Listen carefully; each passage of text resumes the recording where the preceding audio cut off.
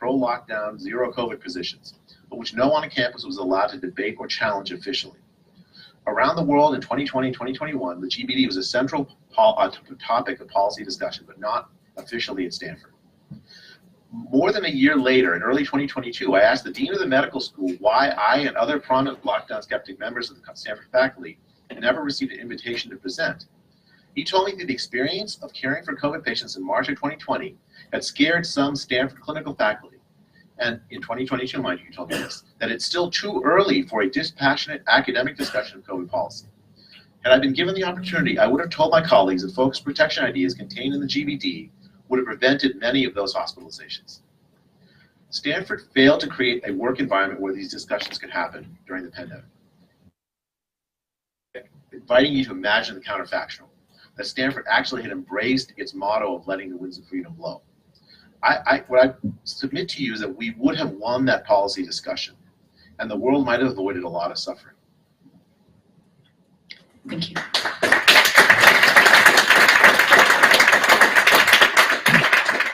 So my big question was, why do you think we failed, right? If I can go back to why I think I, as a medievalist, was able to see it all, right? We both, Scott was talking about how there's concern about whether we listen to experts anymore, and you're, Jay, talking about how even the universities aren't listening to its own experts. And I'd say I should have been the first expert consulted, actually, not because I'm related to doctors and things like that, but haven't you heard how the Middle Ages, in fact, gives us the primary example of coercive mind control. Every single time we say that we're not going to do this again, you point to the Middle Ages and say, well, it was an Inquisition, right? We don't want that again. And I say, exactly how are we supposed to know when that sort of social phenomenon is coming on, sort of washing over us, right? And I'm sure all of us in the room have heard, for example, Matthias Desmet's arguments about how to do mass formation and the sort of ideas together. But it was interesting for me, and I do think as a historian, this was very, very significant that one, as a historian, I am trained to take the narrative that everybody is living by and say, whether or not the Catholic Church actually was the greatest institution of coercive mind control that we've ever had to deal with, or not, right? Likewise, that I teach in our core sequence in the history of European civilization, we practice understanding what happened in the French Revolution, how you end up going from the ideals of the summer of 1789 to the terror of 1794. It's like, how do we study all of these things and completely miss the signs yet again? It was interesting to me that in spring 2020, I was teaching my course on Tolkien, and I was saying this story is, in fact, one of our greatest protections against this sort of fear spell that passed over.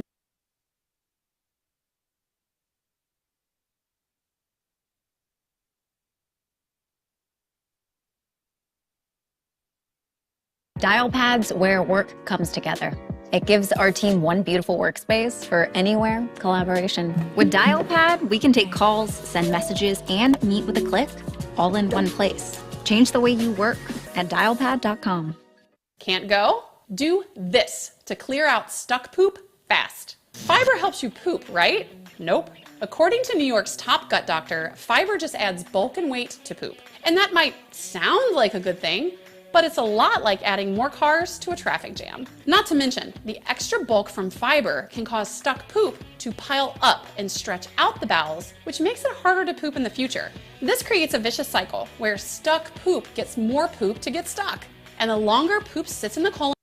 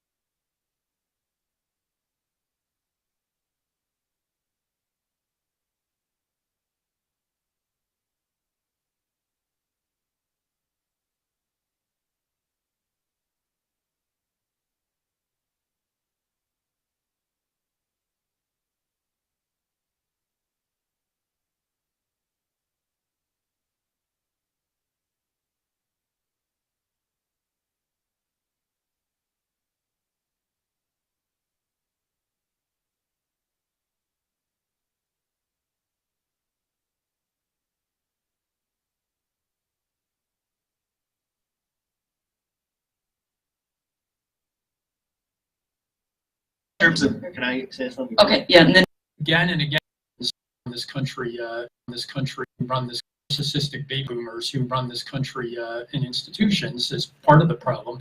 But more generally, and you saw it right at the outset when they said that all the people who were protesting against lockdowns just wanted to kill grandma, and then a month later come the bigger, rowdier BLM protests. That all the exact same people who wanted to put anti-lockdown people in jail now are all of a sudden saying, they're extolling virtues. This politicians are leading the marches and that sort of thing, and so it's like right from the very beginning they squandered the idea that this was about anything other than politics, and that they were weaponizing science in the name of science for purely partisan advantage. And it was almost brazen in the way those two things sort of juxtaposed with each other. It's like, talk about gaslighting, right?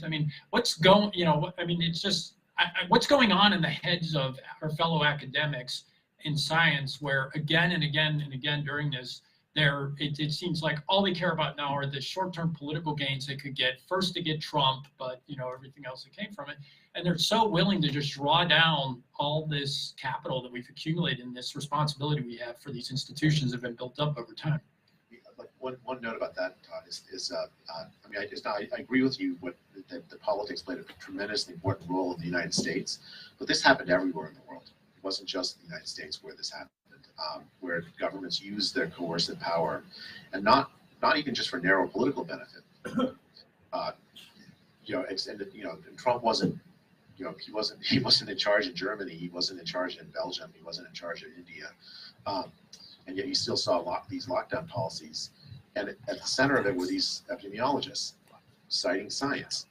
I think like the public health, the power of public health, people recognized at the end of World War II about how the abuse of it. They recognized it. There was this movement to try to constrain it. Right, the Syracuse principles, for instance, were ethical principles that restricted the ability of public health to violate human rights. I think during the pandemic, public health, which absolutely needs to be constrained by these principles, everyone's seen the power of it unconstrained, forgot them, and we, the public, didn't remind them. We at universities didn't speak back. We joined in. So in terms of, can I say something? okay, yeah, and then Harold. In terms of this general issue of willingness to burn down institutions for personal gain, I see it as part of the ascendancy of an Epicurean perspective, where their famous epitaph was, I was not, I was, I am not, I care not. And there's sort of a general focus on the immediate and a rejection of the continuity of the generations, the obligations we have to the mos maiorum, the customs of our elders, the obligations we have to pass those to our children. And somehow that's been lost in our society. You hear people talk about the Supreme Court and the Constitution as if the Constitution was just something that was, a bunch of stupid old guys who wrote, like they had nothing to teach us and we have nothing to learn from them. And so I see that as part of that phenomenon. Harold? I think that these are powerful statements really appreciated. So the spirit of open debate, let me ask the question, suppose the roles have been reversed, maybe Scott wants to weigh in with this, or both of you certainly, and let's say Ray, you had been in the role of Dr. Fauci and been the lead epidemiologist of the country and had to design policies for the country, the media at your fingertips, open reception. And, this is a critical situation, right? You're in charge of trying to save hundreds of thousands of lives if possible. You come to the conclusion, this is the policy that I want to implement. And you think about it hard, then you follow the recommendation that you just laid out. And then there's a group of scientists somewhere that loudly speak up and say, no, that's just completely wrong. That's just BS. You should do something entirely different. And they sign a declaration, they try to attack the policy. What would you do under those circumstances? Do you think at that point the public would be helped by a free debate? Would that create uncertainty? Or do you think it's good for public officials to create an aura of infallibility in the situation and tell the public how to proceed? So I mean, this is just a question: what do we do the next time? Should we have a frank and open debate of what's best, or should the government officials in charge, try to march forward and say, "This is what we ought to do"? Please, or That's a great question, Harold. I just got to tell you, the last 3 years have been an education for me. I've never had to communicate to the broad public before. I was always just a few, referees I had to deal with. I think the main mistake, one of the big mistakes that Tony Fauci made, is this embrace of essentially a noble lie. Like he inculcated this idea that he was infallible when he was not, when he was telling falsehoods about what the science was saying. And it undermined his ability to implement the plan that he had in mind, because it created vast numbers of people who distrusted him. I think that there's no way around debate for a policy as important as with widespread implications as the COVID policy was. And if I were in his shoes and I had some young upstart scientist at Stanford to write some stupid declaration, I would reach out to them and try to have a conversation, first privately, and then if it made sense, to have that conversation more broadly, because I would think that I would have the better argument and I could convince the public that I did. I don't think that the use of raw power to suppress that debate served the public at all. I think what it's done is it's divided the public in two. Half the public cannot stand Tony Fauci, believes that public health is an evil institution that means ill for the country. And public health is not like politics. It has to have the support of 95% of the public to be effective. So whatever he did, you have to embrace that debate in public health. Can I make a quick question, because I have to catch a plane? I'm sorry, but it is completely unethical what was done. What was done was trying to persuade the public by filtering information, by withholding information, by exaggerating information. That's not how you persuade the public as an ethical leader, let alone a public health leader. You persuade the people, particularly in science, with facts. You give them the information. We're a free country.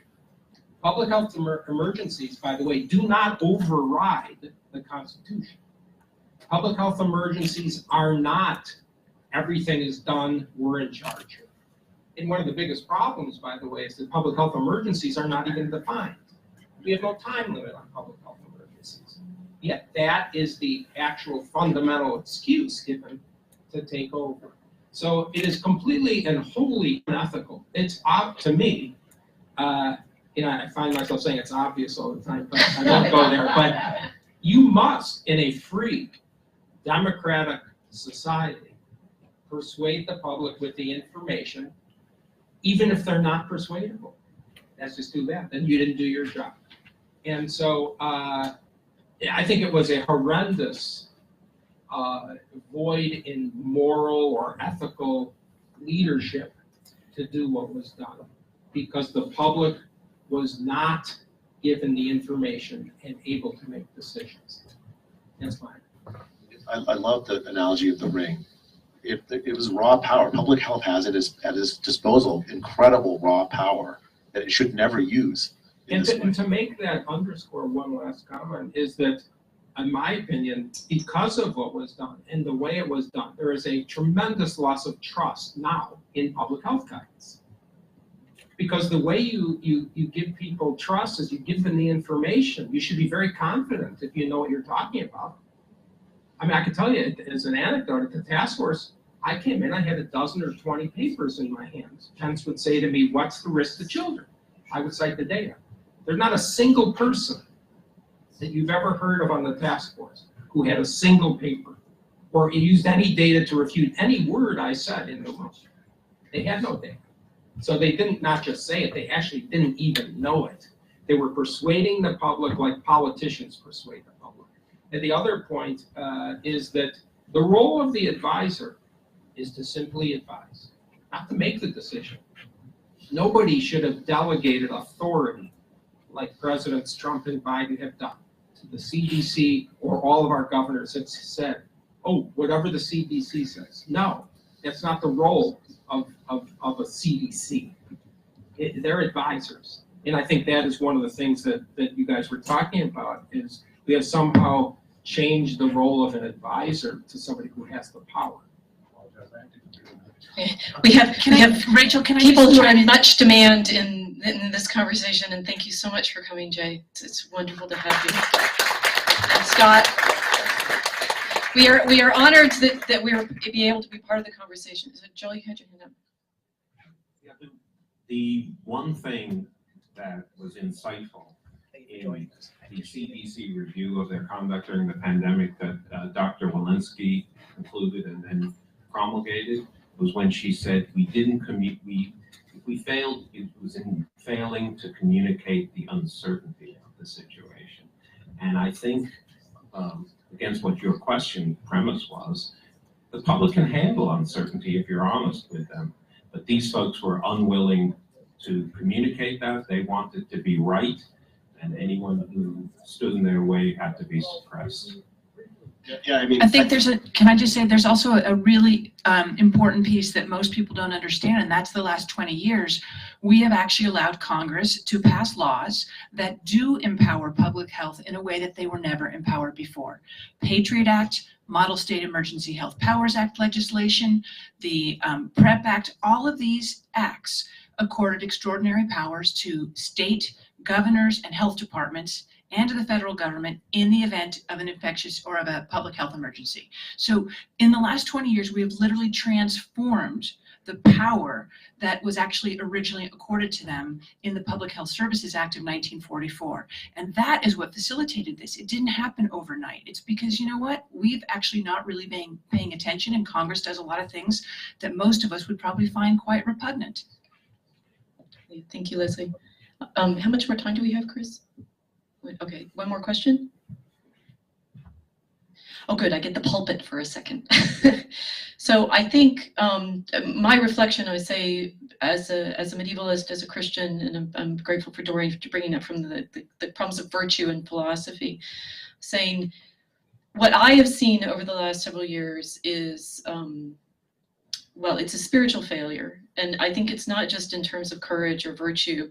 The reason that public health has taken over as our quest for salvation is salus is the same word for salvation and health in Latin. I think it's very significant that we were able to come together today, and that it's Chris and Tyler's work that has brought all of us together, because we started praying. We were praying for wisdom. If you look on your desks, I gave you the text of the prayers that we've been saying. They're psalms, they're prayers for protection, they're prayers for wisdom, that we gave into the fear of other people telling us we needed to be more afraid than to trust in either knowledge or wisdom or our ability to work together as a community, as a society. And you know, as I say, as a Christian, I think what we've been living through is as much a spiritual failure as a scientific or academic or intellectual one. And that's why I set up the prayer group to say this is also something that's happening to us in our souls, and we need to consider that. Do you have last words? All right, I yield the podium, and with one last thing. What should we have done against the pressure of the ring? Be hobbits. Thank you.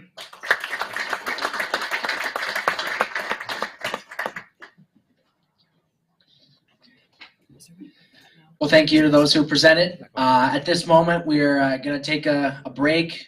On the floor below us, we've got some snacks for you to take up as well as you can, and to speak with others and to meet people. So we're going to have a little break in the programming now. Thank you so much.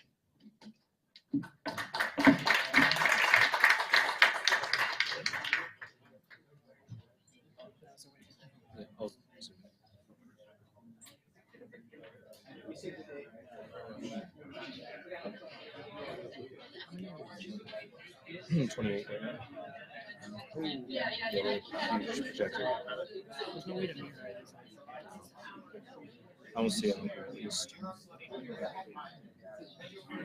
Is there a way to do it through YouTube? Last time I hit edit, the stream went down, so I'm not touching it. Okay, yeah, done.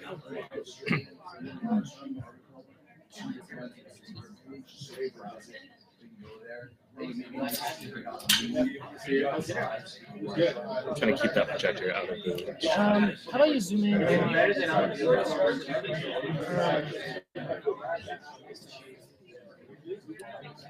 Shall we pretend I don't know what you Otherwise, I don't know. Is there just a way to like change the video?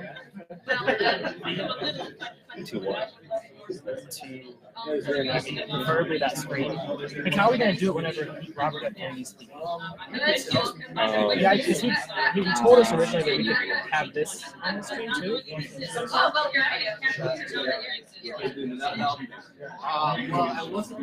Like, what do you mean this on the screen? This being streaming, just this picture or just this video. Yeah. So how that works is that you have to share it on Zoom. Since we don't have the stream key, or like you can't get the Zoom stream key. Because what happens, right, is that these two join into Zoom, and then this one shares it on Zoom, so it appears onto the Zoom. And then, like, you know how like presentations work on Zoom, it's like live and you're patient recording. And they were like, oh, you know, we want to remain in CDC guidelines. Yeah, so CDC says that they don't care about that, but yet they want to be flexible.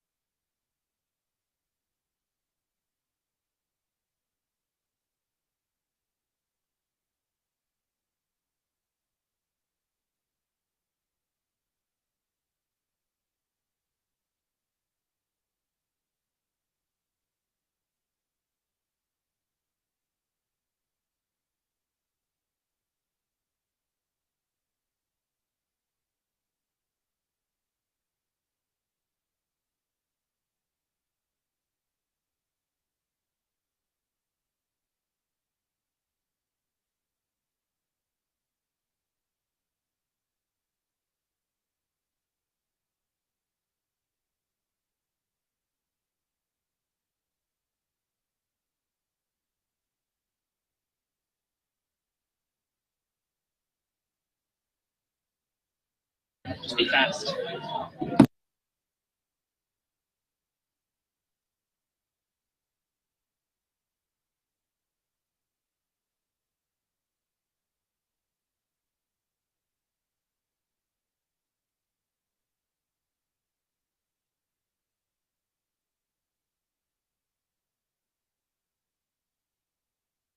Everybody, thank you so much for taking that break with us. We're going to be starting our next panel here. So our next panel will be moderated by Leslie Manoukian. This panel will be entitled Academia's Losses at the Hands of COVID Mandates.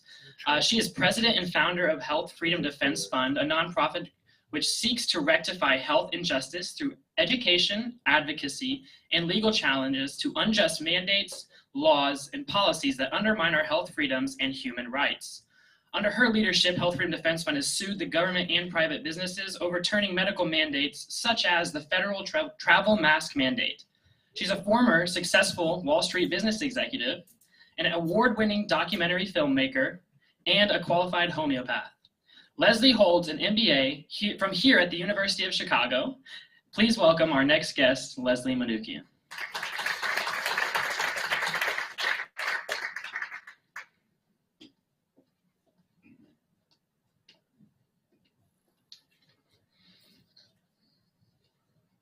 Thank you, Tyler.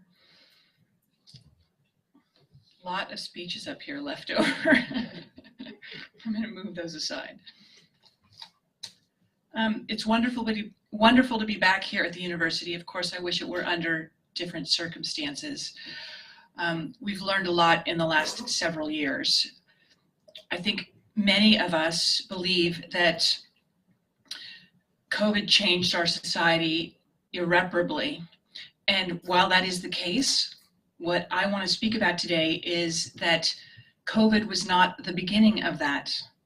The roots of this transformation actually began more than a century ago. And I'm not going to go all the way back a century ago, but I want to touch on a few really critical points that happened in the last 50, 60 years, because I think they are critical in terms of facilitating what has happened in the last few years. First of all, there was the Bayh-Dole Act, which was passed in 1980. And this allowed government employed scientists to retain the intellectual property rights to their property that they developed off the back of taxpayers. So all of a sudden, you've got government-funded scientists competing with private industry. And this is why Fauci's NIAID owns half the patent on the Moderna shot. This is why many vaccines that are in use today the patents are co-owned by CDC, NIH, other federal agencies. This is a fact. It really transformed the government scientists from someone who was serving the public good to actually someone who was actually focused also on his own profits. And so I think it was a really important piece of legislation that was put in place that overturned what had been the situation pertaining to academics and science in government. Then in 1992, we had the Prescription Drug User Fee Act passed. This is what effectively allowed the pharmaceutical industry to capture the FDA. They originally argued that they would only ask for asked for fast tracking, which is what this was designed to do, fast tracking of drugs for unmet medical needs. And, there was some strange, unique condition, maybe a cancer or something like that, and they would fast track. They would pay a fee to fast track their product. Started out as a $100 million facility. Every 10 years, it is renewed. This past year, it was a $2.655 billion facility. 65% of the drug approvers' salaries at FDA are paid directly by the pharmaceutical industry they are supposed to regulate. It's almost 50% of FDA's total budget that comes from the pharmaceutical industry itself. In 1986, we had the National Childhood Vaccine Injury Act passed. So in the late 70s and early 1980s, thousands of families had children injured and sometimes even killed by the DPT shot that was being administered back then.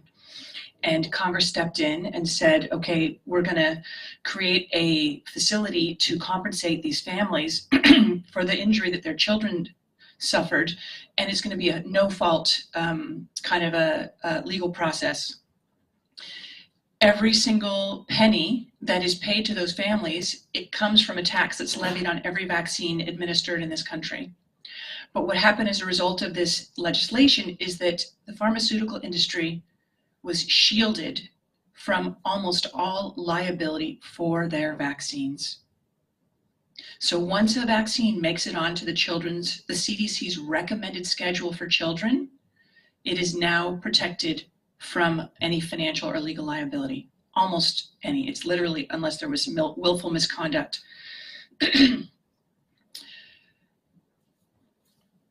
We then had, I believe it was in the early 2000s, the repeal of the direct-to-consumer marketing ban in the United States, which meant that pharmaceutical companies, I actually lived in London for 10 years, and I moved home, and I remember turning on the television in late 2005 and thinking to myself, what in the heck's going on? You know, I mean, you could have this, blah, blah, blah, blah, right? You know, you had, it was crazy. It was just something that happened, and that really transformed our society overnight. All of a sudden, every single person, every television viewer was a potential patient. Only 2 countries allow this, New Zealand and the United States. Then we have the 2000s. After 9/11, we had the Patriot Act passed, which, as we all know, legalized surveillance of Americans who were not guilty or even suspected of doing anything. And we went along with it for our safety, of course. 2 weeks after the Patriot Act was signed, the Model State Emergency Health Powers Act legislation was introduced. I mentioned this in my comment earlier, but this was extraordinary model legislation, which has now been passed in whole or in part in 43 states, last I checked. This legislation accords extraordinary powers to state governors and health departments. Literally, they have almost dictatorial power in the event of a public health emergency declaration. Who would have thought in 2001 that we would ever need those governors or state health departments to have that power? But in 2020, it sure came in handy. In 2005, we had the PrEP Act. The PrEP Act is what put in place the provision for emergency use authorized products and, most importantly, medical countermeasures. When a medical countermeasure is produced by the private sector, under a PrEP Act declaration, the manufacturer of those products has no liability. The tests, the masks, and the shots were all covered by the PrEP Act liability shield. If you think back over the last 20 years, those of us who are a little bit older than the college students, we will all remember, I don't know, in my youth, I don't remember ever there being disease outbreaks, but in the last 20 years, it's like there's a new one every 2 or 3 years. You know, we've had SARS-1, we've had avian flu, we've had swine flu, we've had Ebola, we've had Zika, we've had MERS, we've had, you get the idea. What happened to create what happened to make the world so dangerous? I guess is the real question. Really? Did it all of a sudden get so much more dangerous? We're supposedly at the pinnacle of human existence, and yet all of a sudden there's all these crazy disease outbreaks, supposedly. What I'm trying to explain is that there was a very, very different kind of backdrop in the last 20 years, which actually got us to 2020 and facilitated the draconian measures that we saw. From my personal experience, I will just tell you that I made an award-winning documentary on vaccines called The Greater Good. And we were told by the chief programmer at Sundance that they wanted our film in the Sundance schedule, only to be told that her hands were tied and she was prohibited from screening it. The New York Times did a massive smear piece on us when the film came out, which of course is still on the web today. And it was unbelievably disingenuous and designed to do nothing but undermine our credibility and the reach and impact of the film.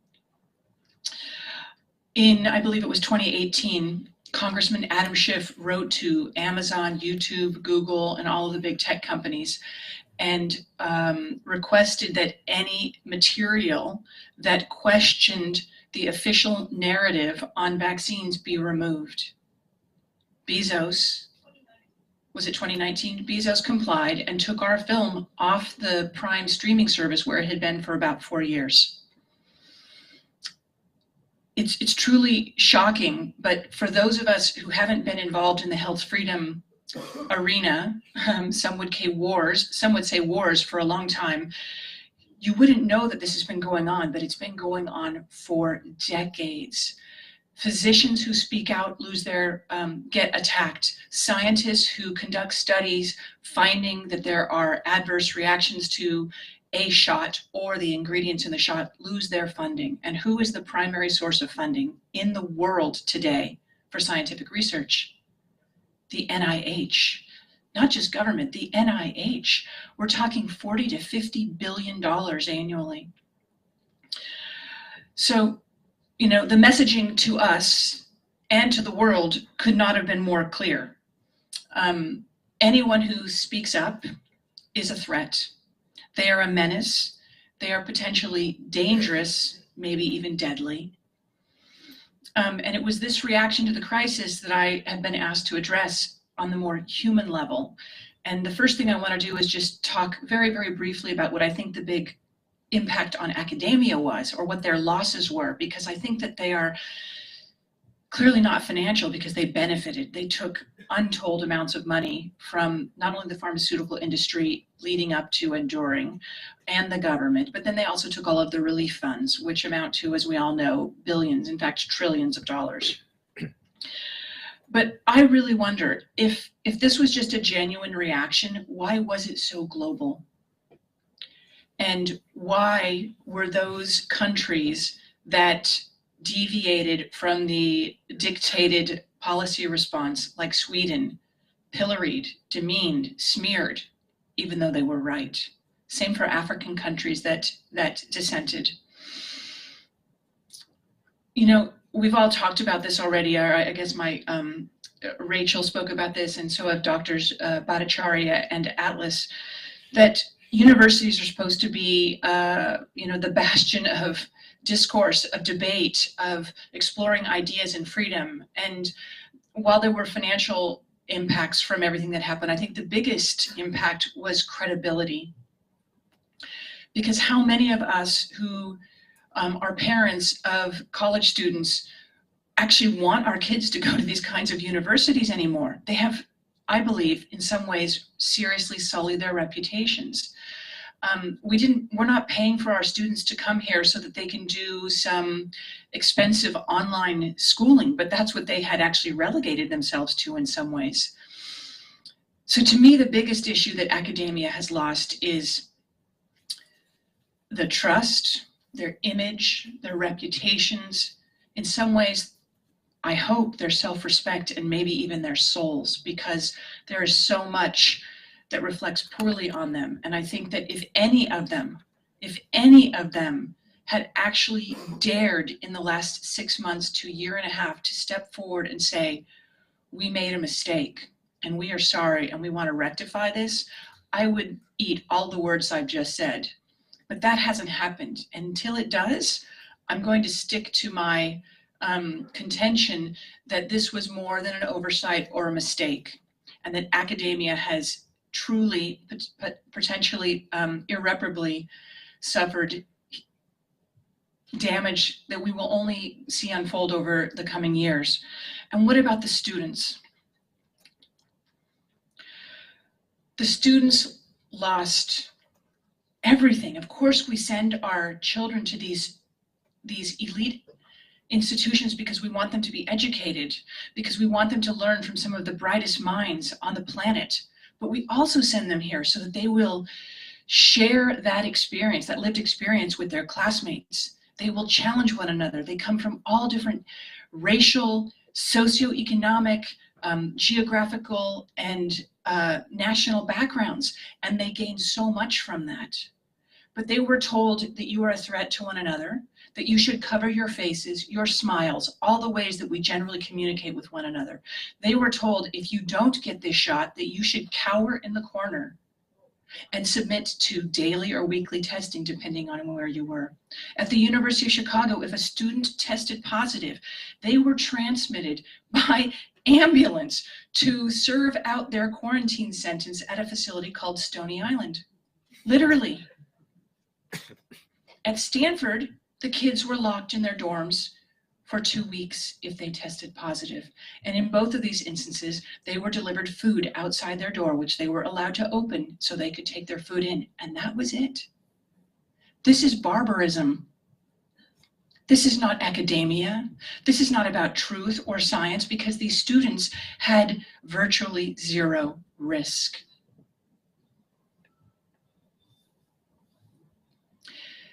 These kids were ridiculed, isolated, fearful of actually even letting anyone else know if they hadn't taken the shot or if they got sick. What we really taught these students was to not trust authority, not respect our parents, not respect these institutions, because they were telling things to these young people that were provably false, and they had no risk. I hold that the harm done to these generations is something that, a catastrophe that we don't fully appreciate today, and we only will over the next 20 to 30 to 40 years. I just want to remark as well that the backdrop of all of this was something in the UK called the Nudge Committee. They had a committee in Britain designed to deploy psychological weapons against the public in order to get them to comply. It's hard to argue that that was well intended. In the United States and globally, we had the Trusted News Initiative, designed to smear anyone like Dr. Bhattacharya or myself who actually said anything counter to the narrative. I'm sharing all this because I think it's so important to really connect all the dots and understand it's been going on for a long time, and that there was another aspect to this that wasn't just an incorrect reaction. The last thing I want to say before I invite up the panel is to read you a quote from a student that I found online that I thought spoke volumes.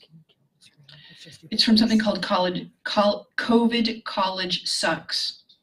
COVID college sucks because we have gone from coming back to our Bronco home, living our best lives, to shuffling very fast to class, back to our dorms, hoping we didn't expose ourselves to COVID-19.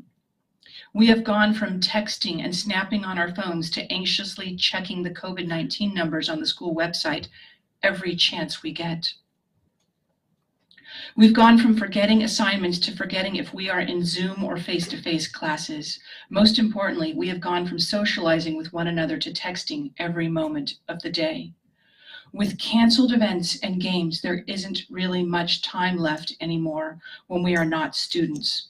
Without realizing it, COVID college has turned us into little robots, repeating the same things. Grab your mask, go to class, eat food, and repeat. That's it. Let's have all the panelists come up, please.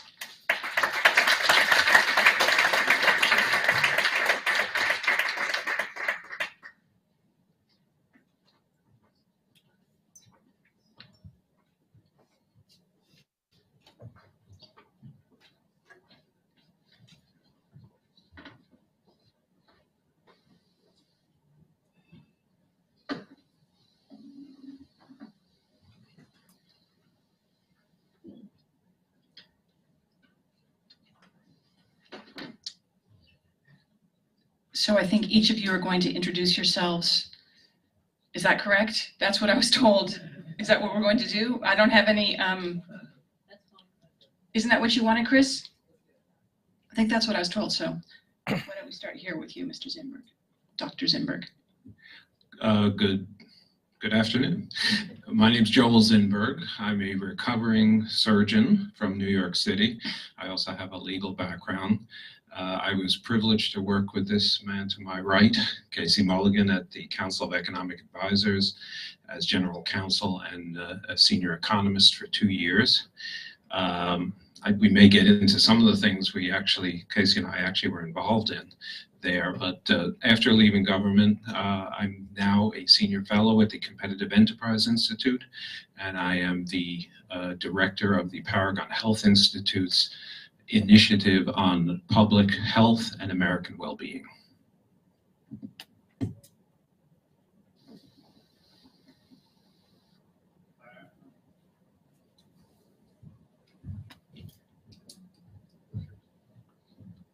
Hi, I'm Casey Mulligan. I'm a professor of economics here at the University of Chicago. We also have, Tom Phillips and I have a health initiative on choice and competition in healthcare that we run, studying a lot of issues about medical innovation, but especially COVID issues.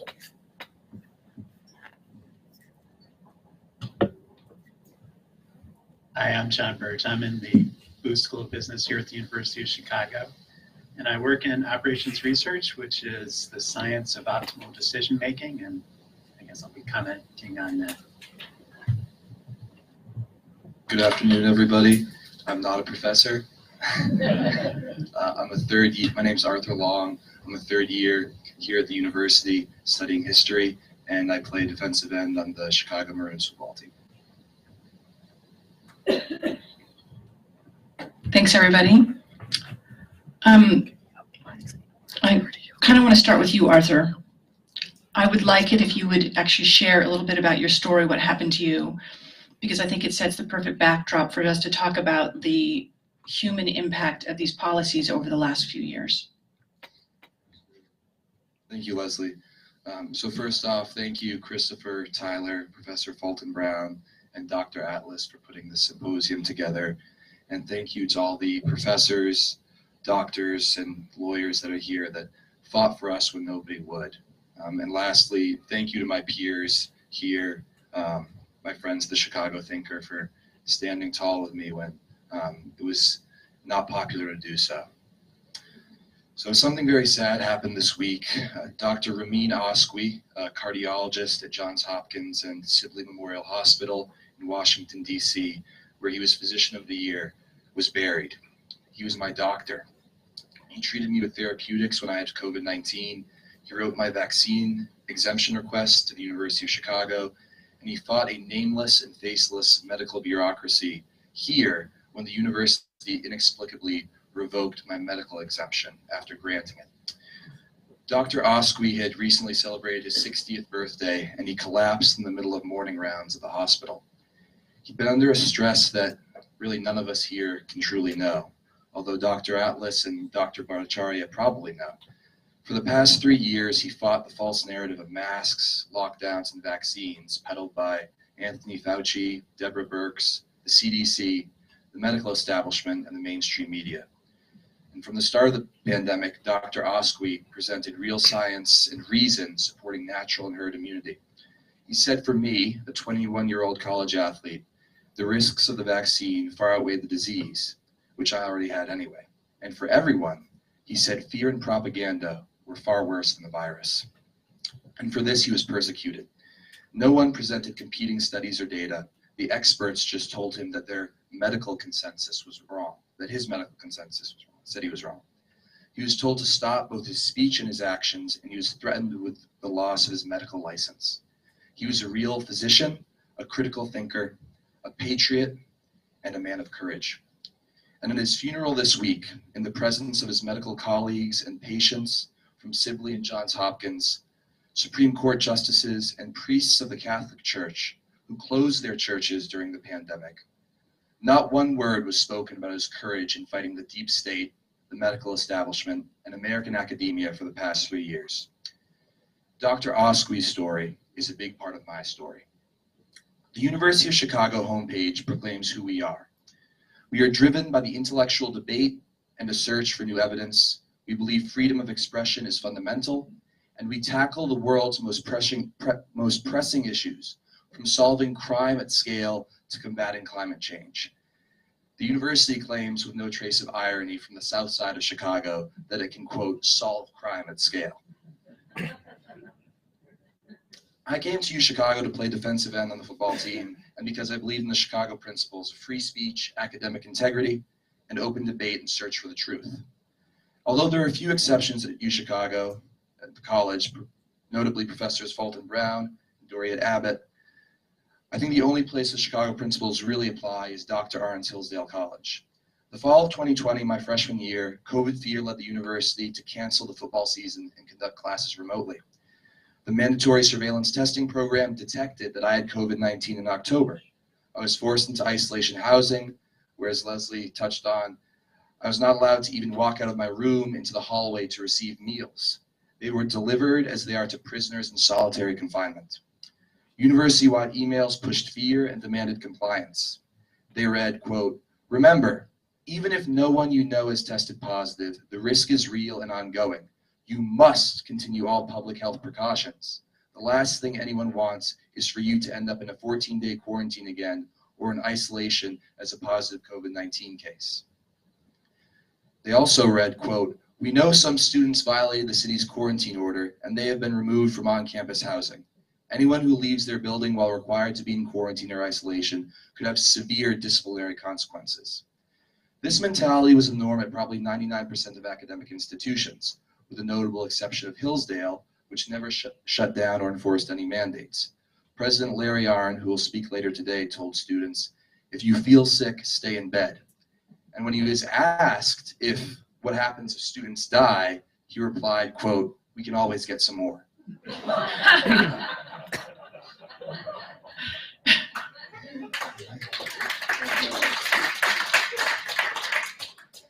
Now, Dr. Arndt's humor is as great as the truth it sprang from, the Western intellectual tradition of critical thinking and courage to tell the truth.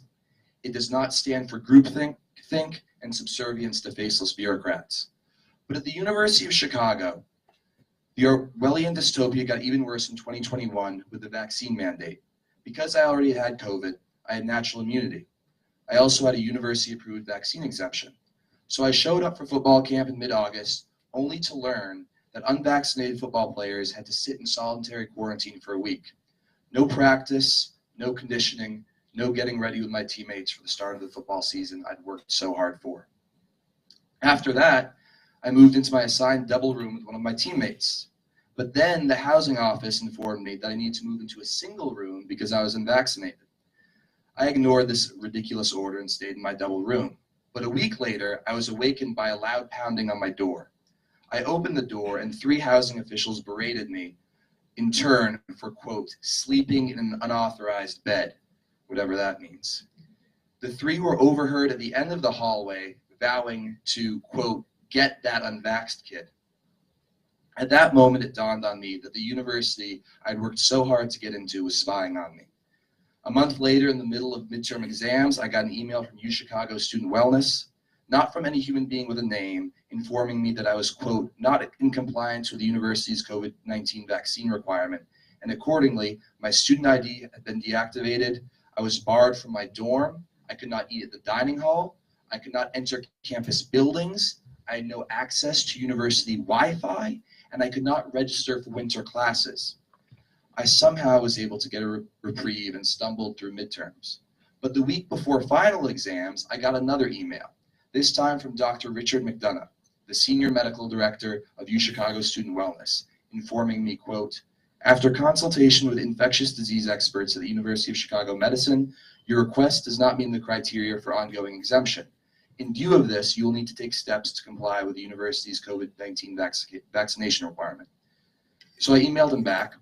I asked what criteria he referred to, who the, quote, infectious disease experts were, the names of the physicians who were purporting to override my own doctor's statements and advice, and what studies they were relying on to do so.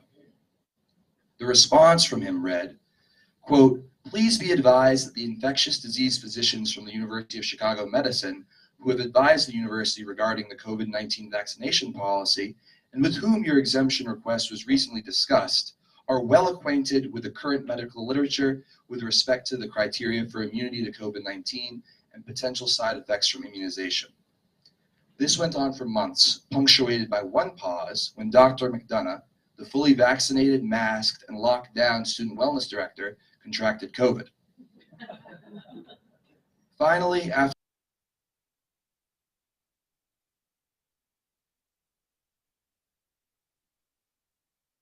did that with me in the White House, I can tell you. On Tuesday, Joe Biden officially announced that he will seek 4 more disastrous years in the White House.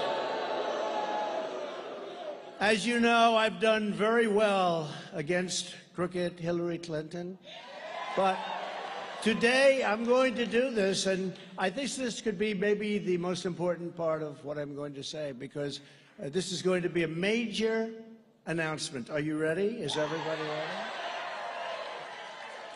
I will be retiring the name Crooked from Hillary Clinton and her moniker. And I'm going to give her a new name, I don't know, like maybe Lovely Hillary or Beautiful Hillary. But I'm going to retire the name Crooked so that we can use the name for Joe Biden, because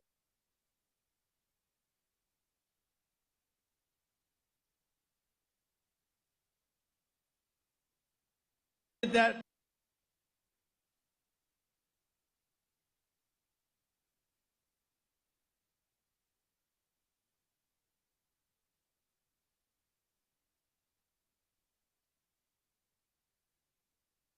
coalesce around aggressive lockdowns and closing of schools, I realized that the discipline of principled decision-making was not being followed. Policies of restricting mobility and increasing fear among the populace were supplanting data and measurement. And extrapolations from coarse academic models with no validation were creating a focus on a single target, just effectively limiting the number of new COVID-19 infections that were detected or reported. At that early point in the spring of 2020, we could already predict the consequences of those lockdowns based on studies that have been done in the past. Professor, could I ask you to speak up a bit so that all of our viewers can watch or can hear? Okay. Yeah, a little Okay. closer to your face, your mouth. Thank you. As Scott Atlas and I wrote in May of 2020 with 2 of our colleagues, Ralph Keeney and Alex Lipton, we could already predict the excess deaths that I think Casey will be describing. At that point, we could already say from what was going on that we were going to face that. It was clear that these policies that were being enacted by local and state governments as well as federal government were not considering all the health consequences, and they're focused on this single target.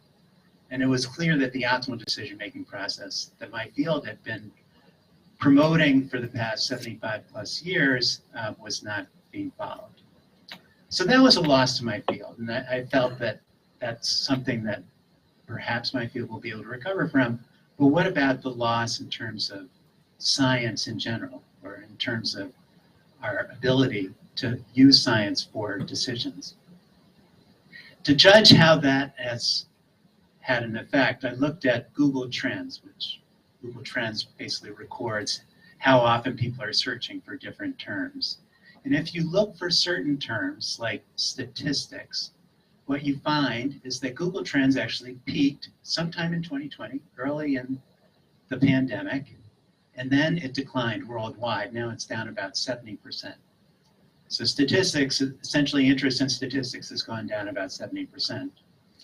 In analytics, which my field often uses as well, the decline has been around 50%. In fact, that decline is even stronger in the United States.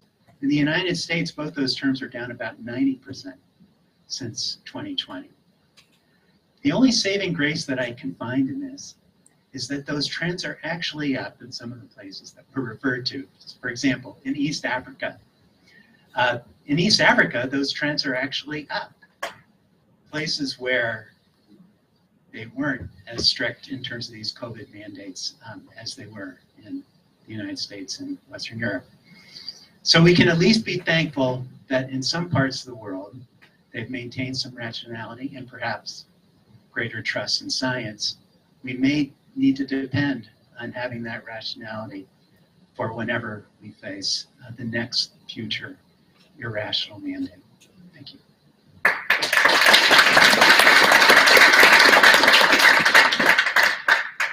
Professor Mulligan, do you want to go or do you want to? Okay. No, we're happy to have Dr. Zimberg. It's fine. Okay, I'm going to speak both about failures and losses in academia. First, I'm going to speak generally and then specifically about economics, which is my field. I'm not a doctor. Don't show me your blood. Now, at the university level, one issue I think is university level, so few were teaching in person. Harvard, Princeton, and Penn were 100% remote. I got to say, I'm very thankful to our provost that she allowed me to teach all my classes in person. But we were not encouraged to do that, and essentially every other economics class in the fall and I believe the winter was on Zoom. Now, this obviously harmed our own students. That's a big loss. But it also encouraged a lot of academia to hold back criticism of the closed grade schools and high schools, which was very damaging. You know, how can you tell your kid's high school chemistry teacher to get in there and teach when you're Zooming it all the time? And so there was a lot of holding back. Education economists didn't have anything to say about all the damage we were doing. The second is, of course, Scott mentioned this, was a lack of critical thinking. It became a progressive thing to say, close schools, require vaccine, etc., that so many went along with the party line.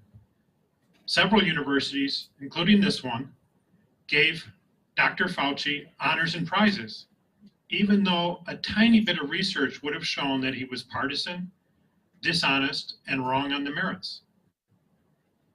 It's interesting to compare with Israel, where those kind of instructions were coming from the government, but it was a right-wing government, and actually a right-wing government that backed it up with real punishments. And much of the population, after the first wave in about June, much of the Israeli population said, this is wrong.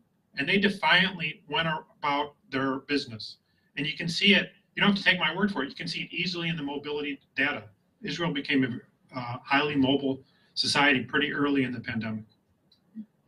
Now let me turn to economics. The overwhelming response was that infection is an externality. That's a term of art in economics. And then immediately jump to the draconian straight interventions.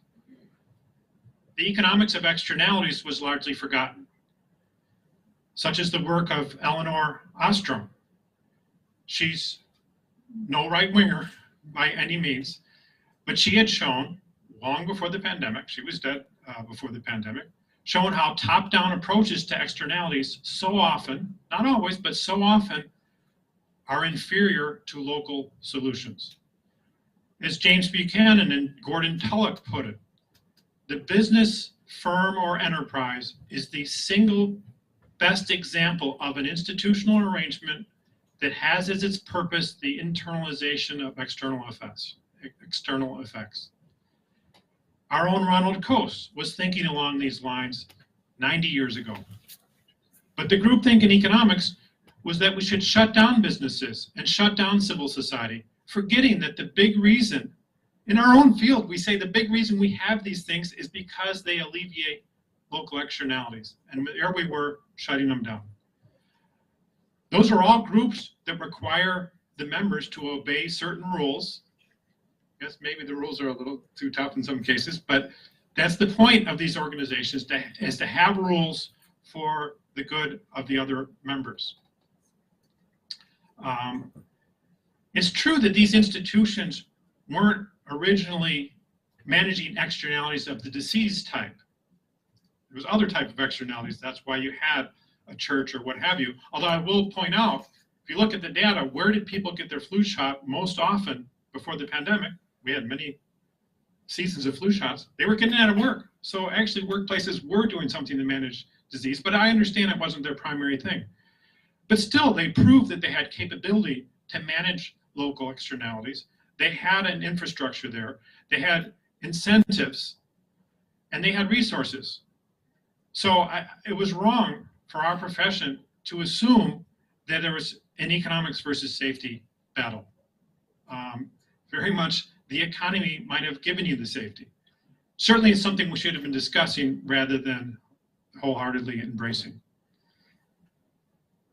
So really, as a matter of economics, I think, and I was saying in March 2020 already, we should be encouraging people to participate in civil society rather than suggesting that people stay home where, how else can I say it? It's amateur hour in so many dimensions, including disease management.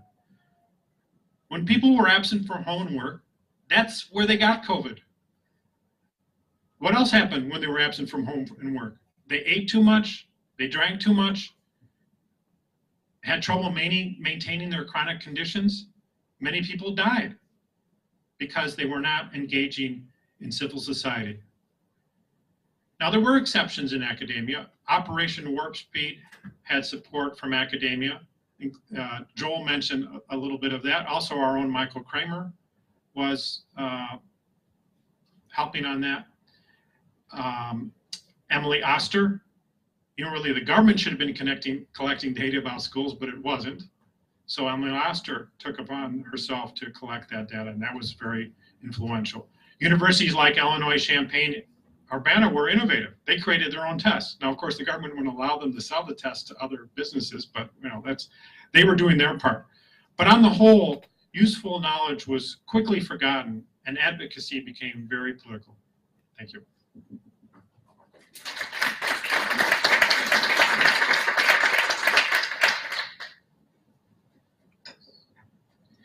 So the topic today is academia's losses at the hands of COVID mandates. And I think you've gotten an appreciation from the previous speakers that this is a target-rich environment.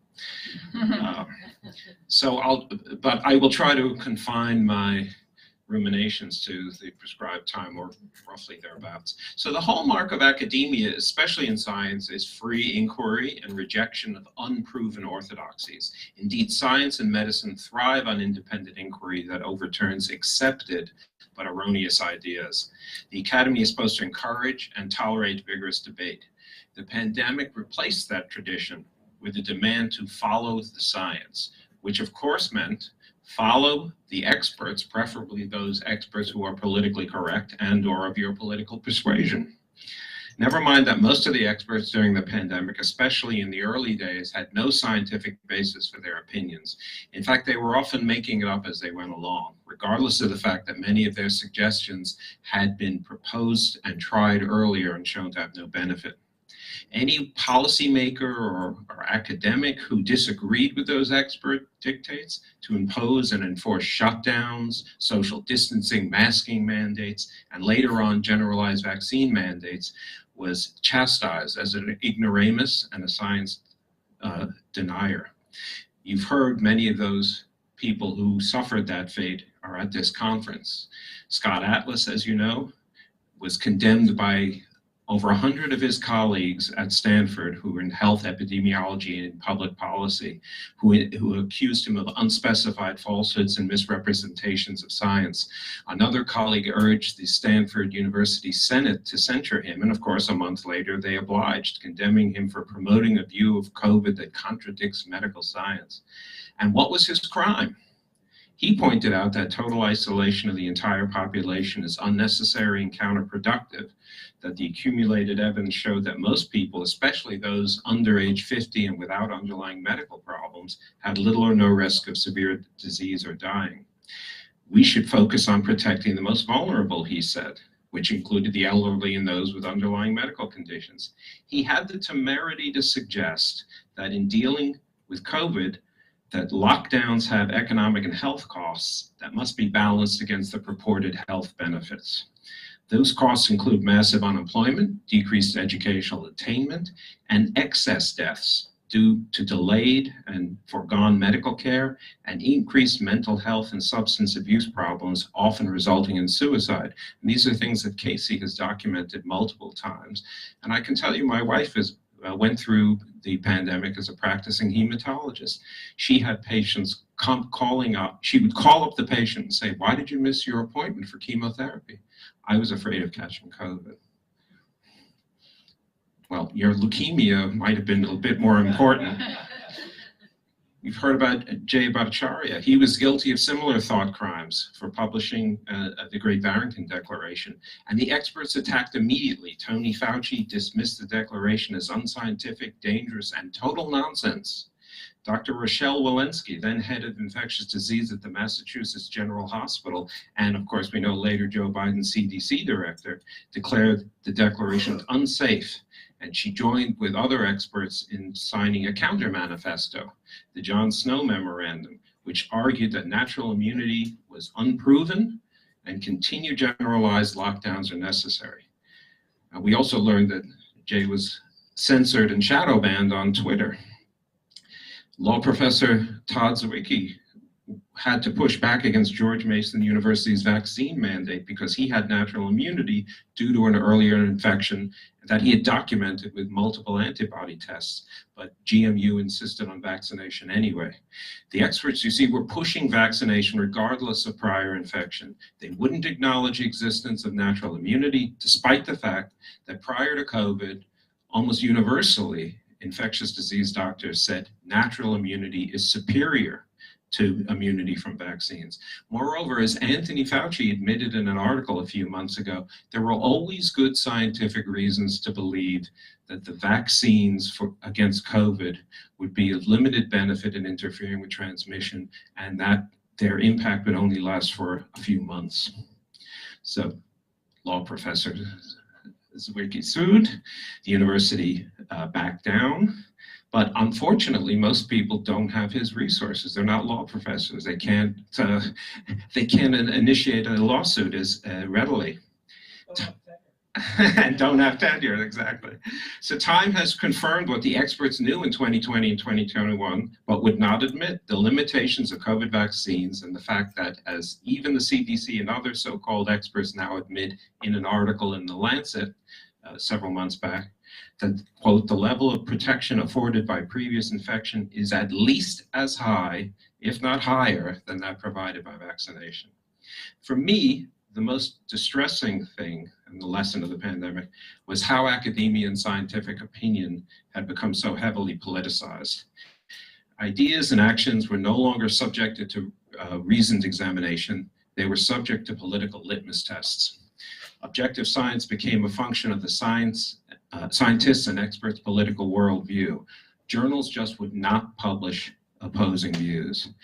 Academics who rightfully, based on a variety of scientific criteria, which we can get into, questioned the origin of the COVID virus, thinking that it might come from a lab leak, were vilified. And, as we've learned from a variety of email exposures, were pressured under the implied threat of a loss of NIH funding to retract those beliefs and publish articles in prestigious journals doubting the lab leak hypothesis and promoting a natural origin.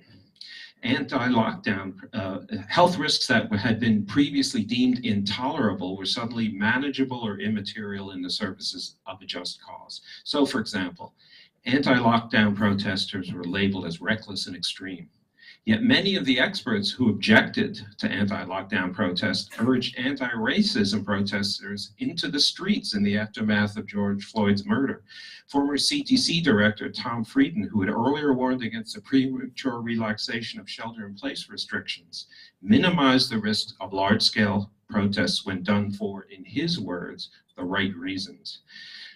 A letter drafted by the members of University of Washington's Division of Allergy and Infectious Diseases and signed by more than 1,200 health professionals was explicit. Public gatherings and protests should be allowed and even encouraged for favored causes like Black Lives Matter, and discouraged for disfavored causes, protests of stay-at-home orders, which the letter writers alleged with zero proof were populated by racist white nationalist protesters. For the letter writers, science and public health concerns disappeared for protests, quote, prioritizing an anti-racist message. They stated that, quote, as public health advocates, we do not condemn these gatherings as risky for COVID-19 transmission. We support them as vital to the national public health and to the threatened health, specifically Black people in the United States. But the letter writers continued, quote, This should not be confused with a permissive stance on all gatherings, particularly protests against stay-at-home orders. Those actions not only oppose public health interventions, but are also rooted in white nationalism and run contrary to respect for Black lives.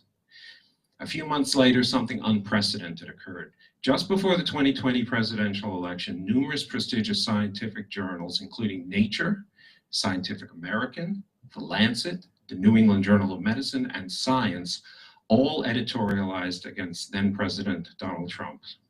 The first three explicitly endorsed his opponent, Joe Biden. Nature was typical. It lambasted Trump, claiming he, quote, flouted and publicly derided the science-based health guidelines set by the CDC for the use of face masks and social distancing. Biden was preferable because he has, quote, pledged that decisions on the pandemic response will be made by public health professionals and not by politicians. They were joined by 81 American Nobel laureates in physics, medicine, and chemistry who signed the letter endorsing Biden. They cited Biden's demonstrated, quote, willingness to listen to the experts. Now, these scientific experts, as I think we know by now, were advocating that policymakers continue to abdicate their duty to balance all the nation's health, economic, and educational considerations in favor of unproven health expert-directed mandates. And the results of these mandates were disastrous. It's remarkable to consider, but that the CDC was not conducting research in spring of 2020, which would have elucidated very quickly who's at risk, what's the potential for various mitigation measures to mitigate that risk, and the potential for vaccines. It just wasn't being done. But unlike many of the experts who were pushing the mandates, you did have people like Dr. Bhattacharya, like Casey Mulligan, who actually did empirical research analysis showing that the mitigation policies, the lockdowns, did little or nothing to improve health, and in some cases decreased it. Casey and I recently co-authored a study with colleagues at the Paragon Health Institute that compared an index of government mitigation measures independently compiled by the Oxford University Business School, and we found that across the 50 states, lockdown severity had little or no impact on health outcomes, but it was strongly correlated with poor economic and educational outcomes. Of course, the remarkable thing about the endorsements I described earlier was that they came at a time that science, with strong support from the public-private partnerships initiated by the Trump administration, was closing in on an historic achievement: the creation of new vaccines for a novel virus in 10 months. Vaccine development normally takes 10 years. And the endorsements also came at this time that candidates Joe Biden and Kamala Harris were undermining public confidence in the new Trump vaccines.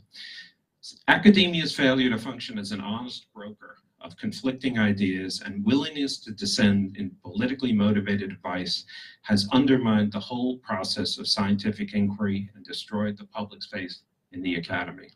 Nature's editors, in their endorsement, claimed that one of their reasons for that endorsement was to, quote, restore trust in science. So a recent study in Nature Human Behavior showed that it had the opposite effect. Political endorsements by high-profile scientific journals like Nature undermined and polarized public confidence in the endorsing journals and in the scientific community. The result that we have now, public confidence in science and medical organizations, is at an all-time low. So the moral of the story is that when academic scientists use their positions as faculty or editors at prestigious universities and journals to pursue partisan problems that are best decided through the political process, people lose trust in academia. Thank you. Do we have time for one question for them? Okay. You've all touched on the political issues that have materialized for anyone to see in the last 5 to 10 years. There's also the monetary issues that you've touched on as well, right? The amount of money that universities take. It's striking to me that university leadership didn't listen to people like yourselves, why do you think this happened? How did this happen? That you were, I know there's been studies recently showing that, I think there was one just done at Harvard about a year or so ago that found that they surveyed all of the professors, and I think only 1 or 2% were actually identified as conservatives. Whereas historically, maybe 30 or 40 years ago, the number would have been, roughly half and half, or maybe slightly more towards the left side. What has happened? How has our society been transformed? And how is it that people like yourselves are speaking out and yet it was falling on deaf ears? Can you just, what would you posit?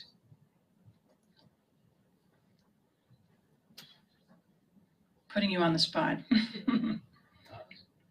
I think there is a feeling that if you are one of the 1%, that you can't make any changes because there's 99% who are up against you. I had people come to me sort of on the side and say, oh, what you're saying is really great, but they weren't going to say it themselves. And maybe we don't know how many people there are who are actually free thinkers. But we have those of us who are and who recognize that we need to express ourselves and encourage others. I think maybe we didn't do enough of that. Yeah, I think it was part of a more generalized trend towards ideological and viewpoint diversity. There's a generalized trend towards intolerance on all sorts of issues. I went to Swarthmore College, nicknamed Kremlin on the Crumb many years ago. And there's no question it was a left-leaning place. But I was sort of middle of the road. I was a raging conservative in their eyes, but I was middle of the road. But no one bothered me or in any way tried to censor me. Now, granted, I was an economics major, and they were all Keynesians, but they were actually a pretty moderate group of guys. But there was no problem. But that's not the case anymore. You cannot express your opinion freely on a whole host of issues. So I think this was just one of the issues. I think there's the added problem in the scientific community that they had a real sword held over their head of losing funding. So when the people who wrote to Anthony Fauci via email and suggested very early on, hey, there's, this SARS-CoV-2 virus looks kind of weird. There are features of it that make it look like maybe it's man-made. This could have been a result of a lab leak. The Fauci and Collins and others circled the wagon and wrote and had phone conversations with them and email exchanges. And within a few days, these folks had changed their tune and then were publishing other articles, just the reverse. So there was a very clear threat to you. If you wanted to continue in academic medicine or in science, you better toe the party line. Thank you. Professor Mulligan, any thoughts?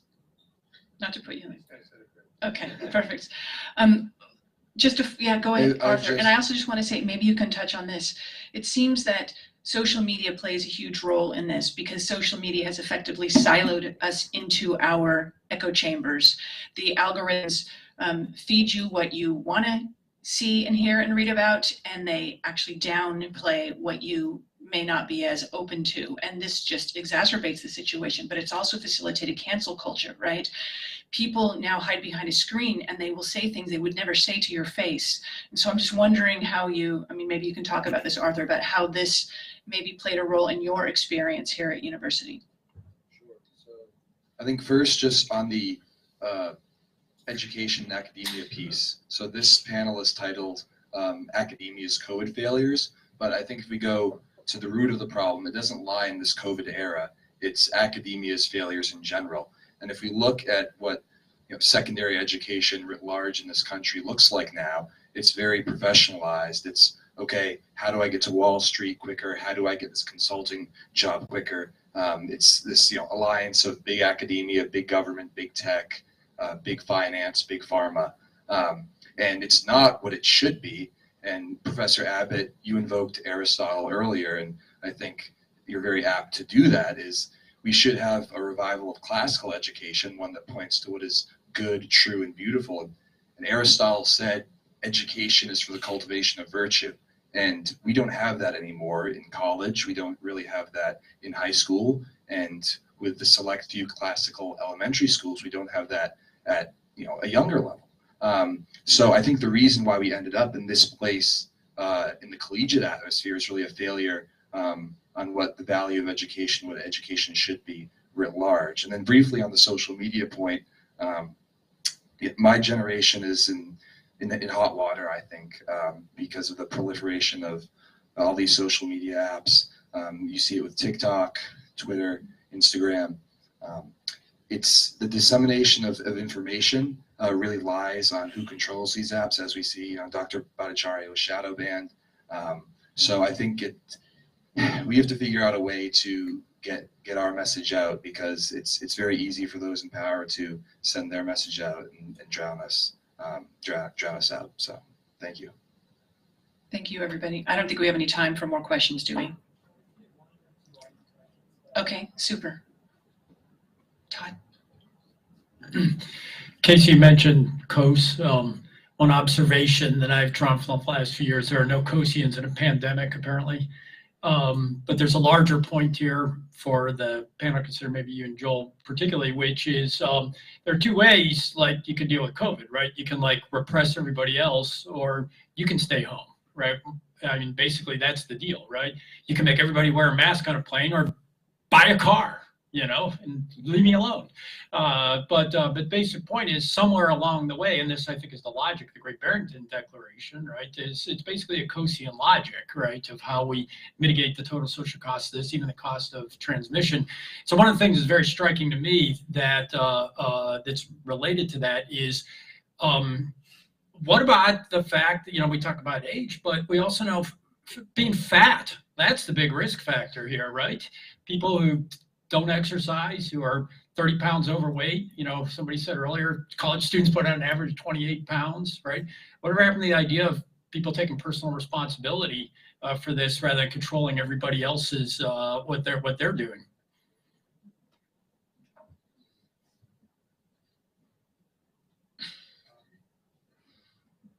I have a question about the Great Barrington Declaration. It comes from your question, which is, America had vulnerable people before the pandemic. They had their chronic conditions. They're trying to manage them. We've all tried to manage weight, etc., cholesterol, blah, blah, blah. And so keeping the vulnerable people home, to me, has a potential harm, because those are the people who, to manage their health, they have partners who are outside the home, whether it be a AA group, or going to their doctor, or just getting out and talking to people. So I'm not so sure that the vulnerable people should have been staying home. But for sure, I think we can agree, this information should have been provided.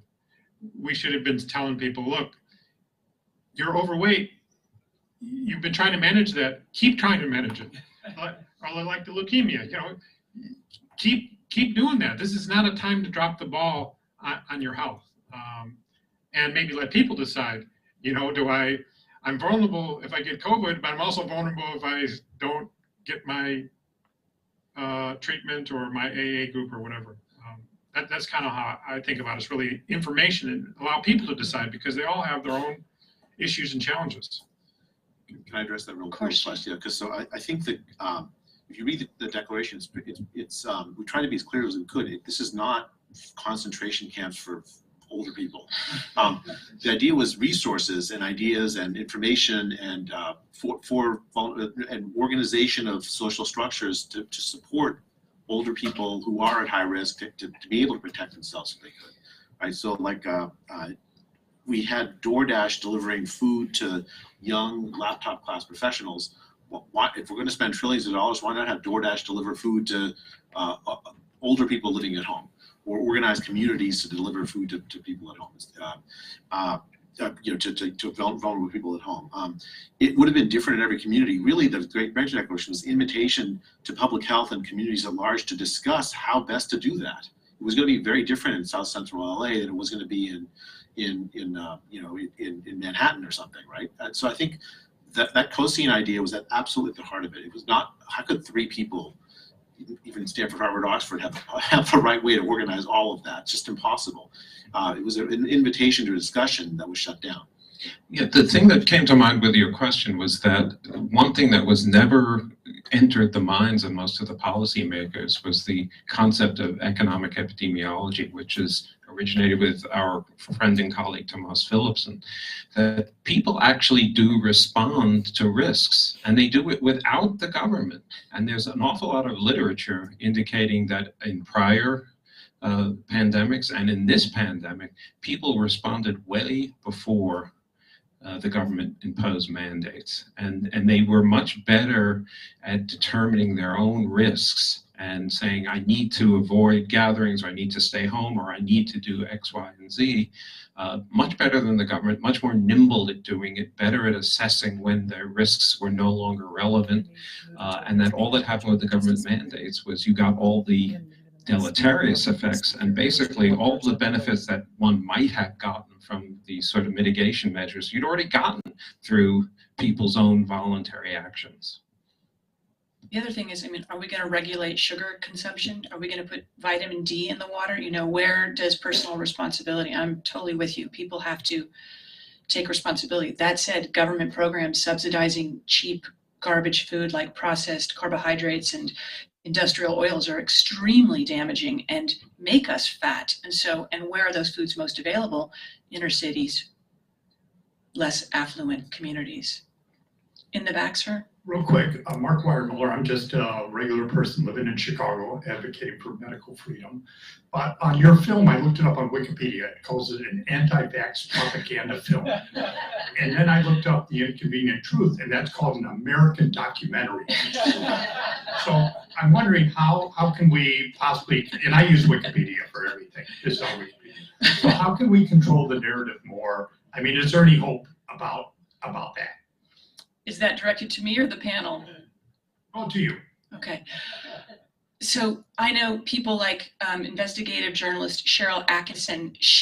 They constantly, there's a team, right? They have a huge team of people who control Wikipedia, and I not very affectionately call it the CIA fact book because I think that's a more apt name for it. But basically, if you go in and you try and change something, someone will change it back in 30 seconds. Cheryl Atkinson has written about how she corrected things that were written about her. This was an award-winning CBS journalist, investigative journalist. She would correct it, and then she appealed these corrections, and she was told that she was not a good source or a valid source of information on herself. Literally. And I'm sharing this because, you know, what we're dealing with is truly organized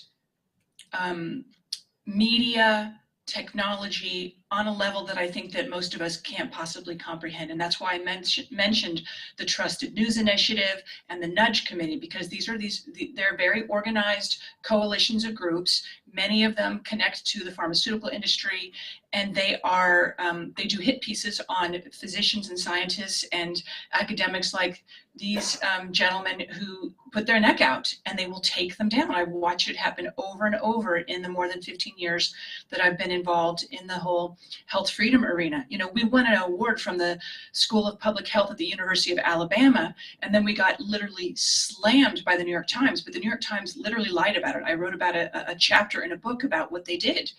And this is, I think that the only solution is for us to be aware that this is happening and to choose the sources from which we derive our information. Because if you are just looking at the mainstream, you are likely getting something that is highly curated and highly biased. Okay, I need to end there. Thank you so much, gentlemen.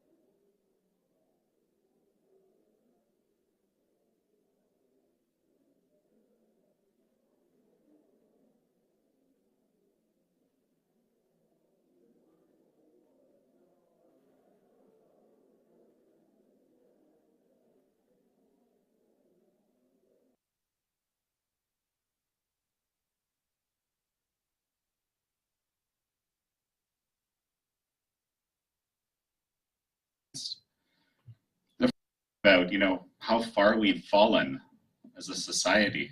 To think about, how far we've fallen as a society. I mean, maybe I can offer a little bit as to a thought as to, what has led us here. So the focus of what I'm going to talk about today is censorship. The one thing I wanted to also mention, though, is that I want to echo something that Dr. Scott Atlas mentioned earlier, which was simply at the very beginning of his talk, he said, we need to support the young people, like Arthur, like Chris, who's organizing, who, I guess came up with the idea of the symposium. This is, this is where the future is. So here we go. We're going to start with the First Amendment, okay? The First Amendment reads, Congress shall make no law respecting an establishment of religion or prohibiting the free exercise thereof, or abridging the freedom of speech or of the press or of the right of the people peaceably to assemble and to petition the government for redress or grievances. So the First Amendment emerged in the aftermath of the American Revolution, when the framers of the Constitution sought to establish a constitutional order that would guard against the oppressive rule that they have actually fought against.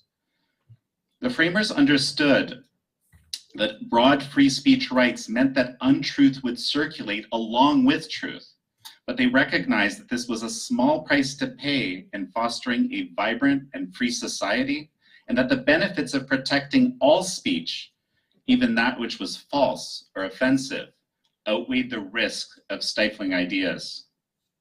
To this day, there's nothing like the First Amendment anywhere else in the world, at least that I'm aware of.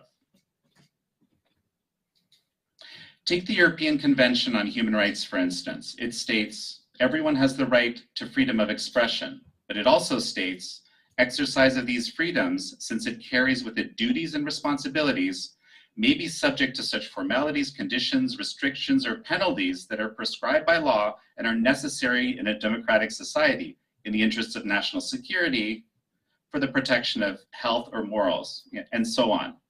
So what is the free speech? So what is free speech with restrictions? What is it exactly, right?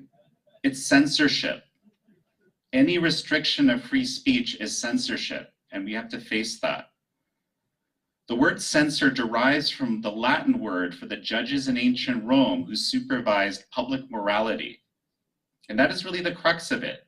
It's almost always the issue of morality or power, when someone gives themselves the right to determine what else someone else can or cannot say. Without digressing too much into the legal minutiae, which some here know a lot better than I do, the essence of free speech in the United States is that you can say whatever you want, short of shouting fire in a crowded theater and causing panic.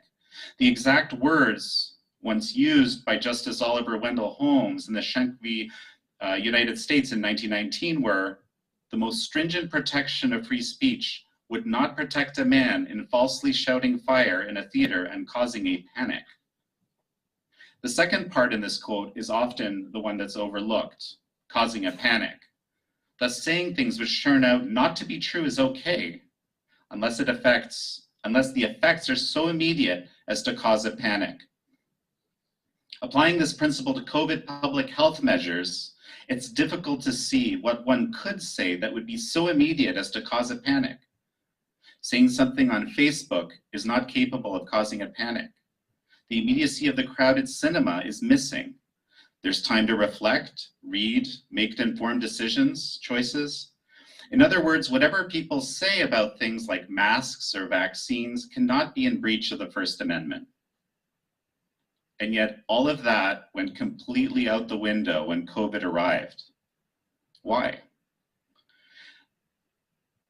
In my view, the origin of this systematic government censorship came earlier. Those efforts began back in 2017, driven in large part by a dislike of a certain President Donald Trump among the ruling elites. In that sense, the beginnings of the government's censorship efforts are really rooted in efforts to silence Trump and the MAGA movement.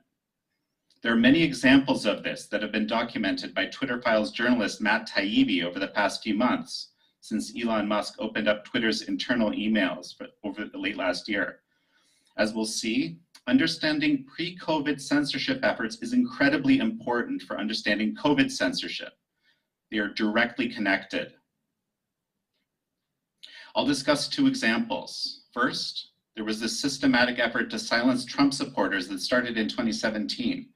And this was driven by, you could call it quasi-government forces. Under this effort, entire censorship lists were drawn up to have people thrown off Twitter under the pretense that they were Russian disinformation agents, when in actual fact, the people that were targeted were almost exclusively ordinary Americans who were simply sharing their views about this or that, usually people on Trump's side of the political spectrum. One of the censorship projects was called Hamilton 68. It's good to remember this if you're not familiar with it.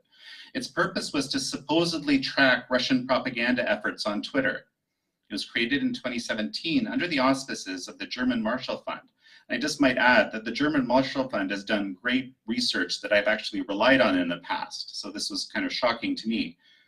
This is a group that was set up by the German government as a thank you to America for the original post-World War II Marshall Plan.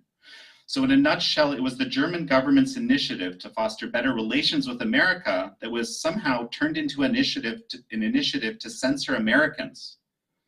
Twitter Files author Matt Taibbi found that Hamilton 68 had flagged 644 so-called Russian propaganda accounts for removal by Twitter.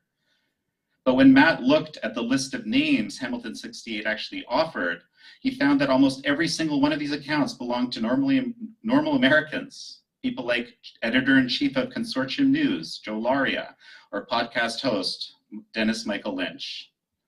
Hamilton 68 took real opinions of real Americans and falsely declared those opinions as part of a Russian disinformation operation. Twitter very quickly realized that the purpose of the effort wasn't to silence Russian disinformation, but to silence Trump supporters. In fact, Twitter's head of safety, Yoel Roth, emailed colleagues to say, real people need to know that they've been unilaterally labeled as Russian stooges without evidence or recourse. It's a major problem. This is, Twitter's internal discourse here. But Roth didn't actually win the argument. He was overruled by Twitter's director of communications, Emily Horn, who pushed back by saying that Twitter needed to be careful in pushing back against powerful DC interests. Twitter then went ahead and restricted the flagged accounts, even though they knew that the Russian disinformation claims were false. That is how pernicious these censorship efforts were. The fact is that there was always this cloud hanging over Twitter, and frankly, any other company like it, that if they don't do as they are told, there may be unwelcome repercussions coming out of Washington, D.C. So in this vein, the Twitter Files also revealed that the FBI had played a big role in pushing social media companies to censor speech, from weekly meetings to directly asking for account takedowns. Social media companies even had to set up hidden web portals where FBI staff could flag accounts for takedown. Why did social media companies go along with this? Part of it, I'm sure, has to do with ideology. This is something we've been talking about today already. And of course, this deep dislike of Trump. There's also a lot of evidence that the Twitter Files, the Twitter executives were looking at, they were very concerned about being regulated. Essentially, this was something they were keeping a very, very close eye on. In short, this threat of retaliation from Washington, D.C. strongly influenced Twitter's interactions with government actors. So let me jump to the second example now. Now this is from 2021. The Department of Homeland Security approached social media companies, in their own words, to quote, operationalize public-private partnerships between DHS and the social media companies. This proposed public-private partnership was about policing, quote, misinformation, disinformation, and malinformation, which in government lingo is referred to as MDM. The hook used by the Department of Homeland Security was that something needed to be done about MDM because it threatened Homeland Security. This takes us right back to the slippery slope embodied in the European model of free speech that I talked about earlier, whereby restrictions are allowed where national security, public safety, or so on are threatened. The second example also illustrates the escalation. In 2017, it was merely Russian disinformation that was supposedly giving rise to free speech restrictions. But by 2021, it was Homeland Security in general. And this takes us right back to COVID. While these censorship efforts preceded COVID, they were certainly spooled up to an industrial scale during COVID. The justifications for free speech restrictions became all of the above: Russian disinformation, foreign actors, Homeland Security, public safety, public health, and so on. And because the virus threat was more tangible than, say, a Russian blogger, few people asked questions. While Twitter's Yoel Roth was reluctant to shut down accounts on the basis of Russian disinformation narratives, those kinds of hurdles were no longer a problem once COVID arrived. It was in the name of COVID that anything went. Anything was possible, no questions asked. In fact, in some cases, the government didn't even have to ask. For instance, it wasn't Anthony Fauci that reached out to Facebook. It was Facebook that reached out to Fauci.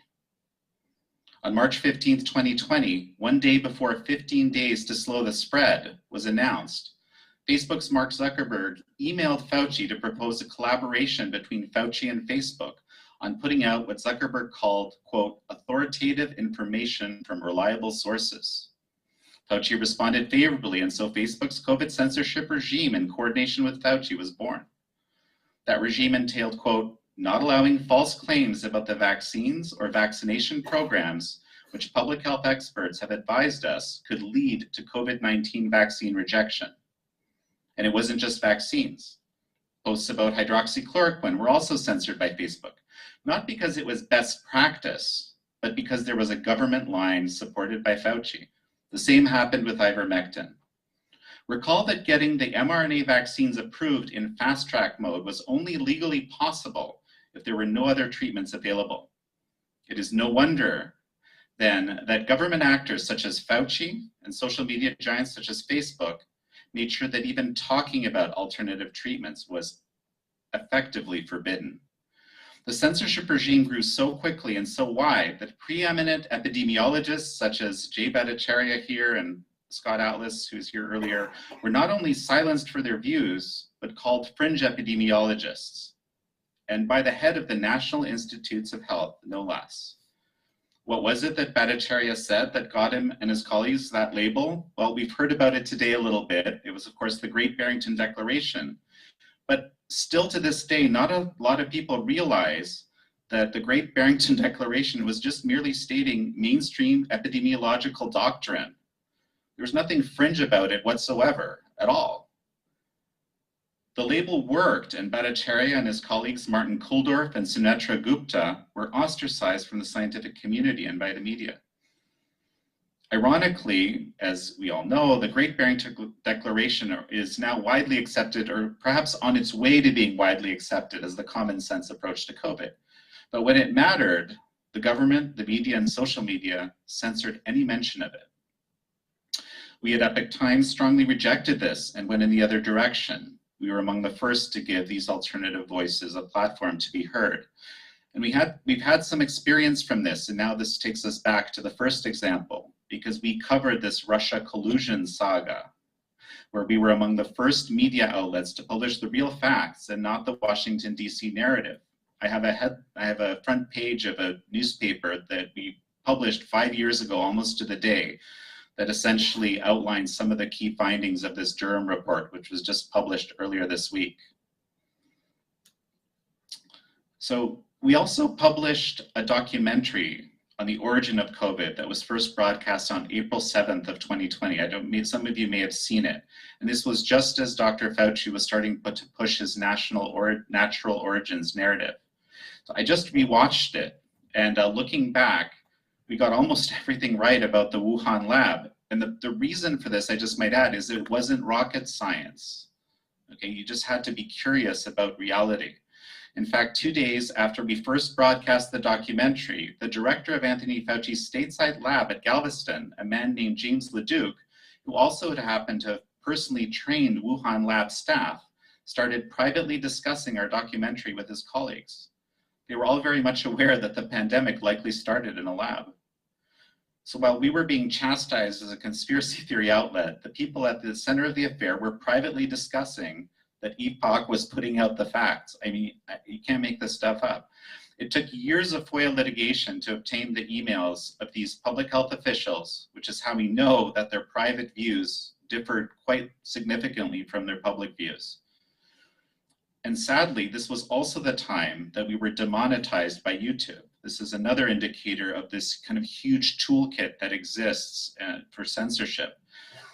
Just to mention with YouTube, right, I can tell you that we sometimes used YouTube channels as a way to upload, as a place we could upload certain types of videos to kind of review with other contributors to the videos, unlisted videos, ones that weren't public.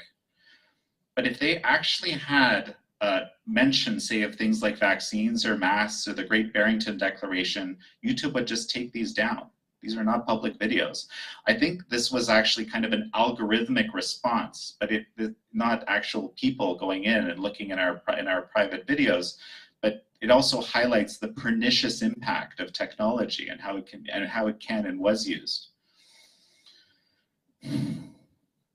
This brings me back to the First Amendment. 100 years of American jurisprudence has maintained that in a free society, free speech must be free, even if it is untruthful. As recently as 2012, Justice Anthony Kennedy in United States v. Alvarez affirmed that, quote, "The remedy for speech that is false is speech that is true. This is the ordinary course of a free society. The response to unreasoned is the rational, to the uninformed, the enlightened, to the straight-out lie, the simple truth."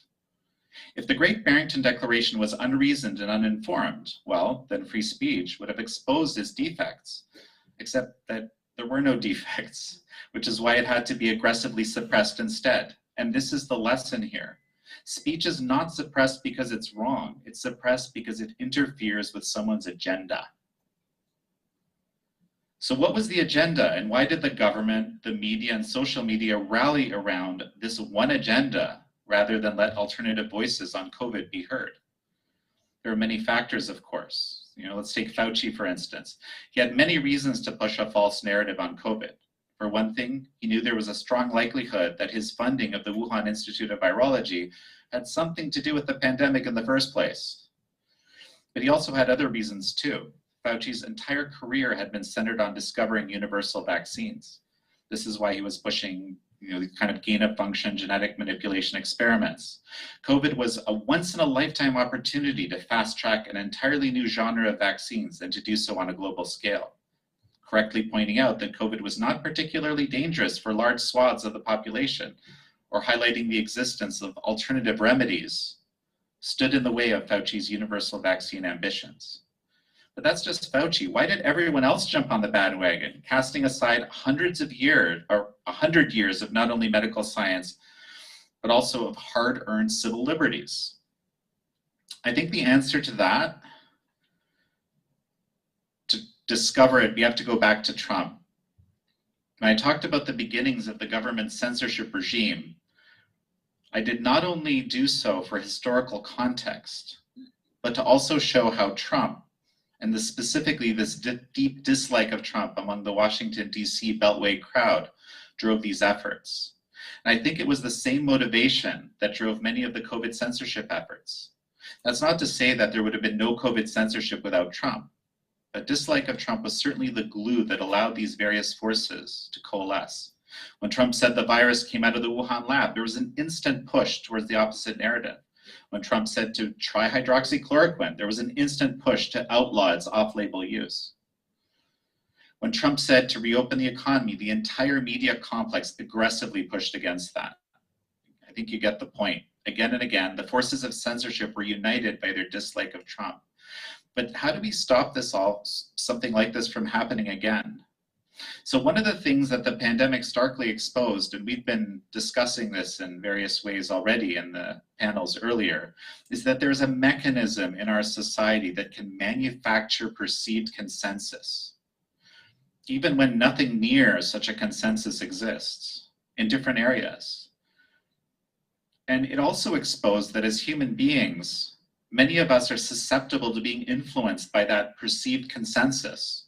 Journalists, scientists, government leaders, bureaucrats, lay people alike. we're all susceptible somewhat, or many of us are susceptible to this megaphone, as I like to call it.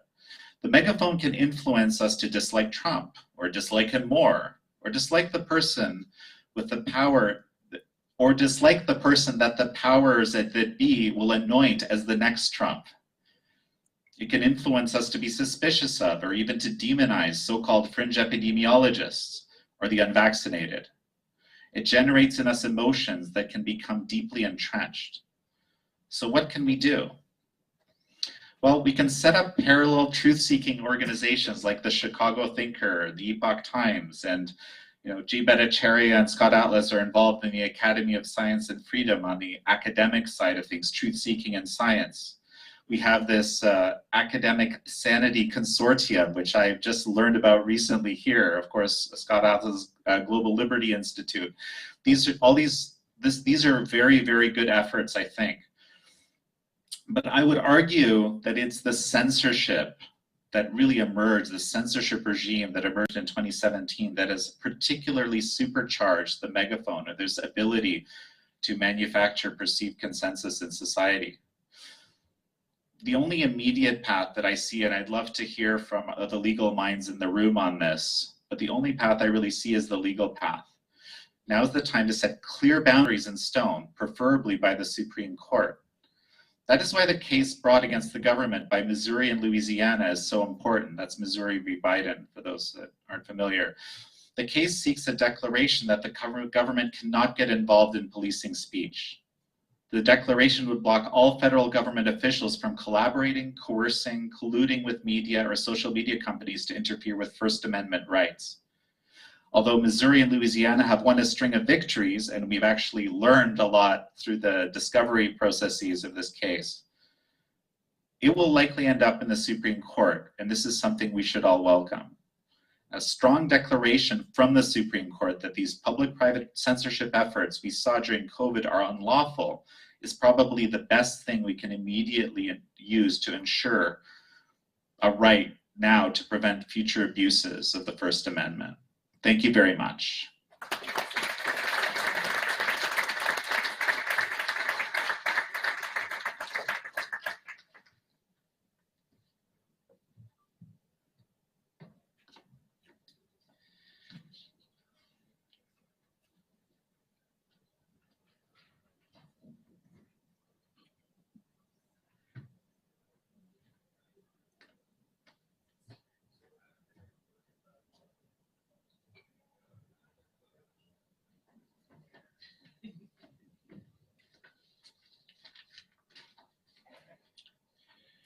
Excuse me. Yeah, so that was fantastic. Thank you so much, Jan, for your remarks. That was stellar.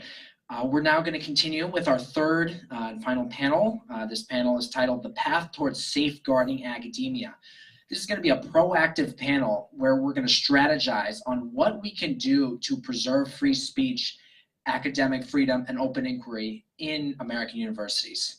Our panel is going to be moderated by Jonathan Turley. He's a nationally recognized legal scholar who has written extensively in areas ranging from constitutional law to legal theory to tort law. After a stint at Tulane Law School, Professor Turley joined the George Washington Law faculty in 1990, and in 1998 became the youngest chaired professor in the school's history. He has served as a consultant on Homeland Security and constitutional issues and is a frequent witness before the House and Senate. Professor Turley has served as counsel in a variety of national security and terrorism cases and has been ranked as one of the top 10 lawyers handling military cases. He's also a nationally recognized legal commentator. He ranked 38th in the top 100 most cited public intellectuals in a recent study by Judge Richard Posner and was found to be the second most cited law professor in the country. He also happens to be an alumnus of the college. Without further ado, please welcome Professor Jonathan Turley.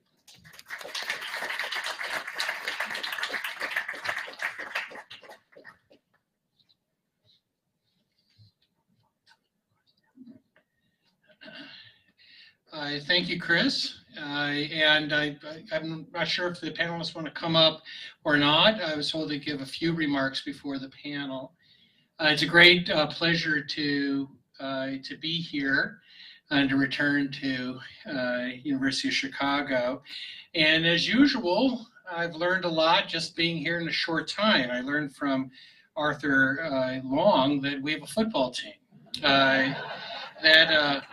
That came as a considerable shock. I remember we used to always talk about how Robert Hutchins banned all sports on campus for decades after he was asked by a reporter how he felt about our winning the college football championship, and he responded by banning all organized sports.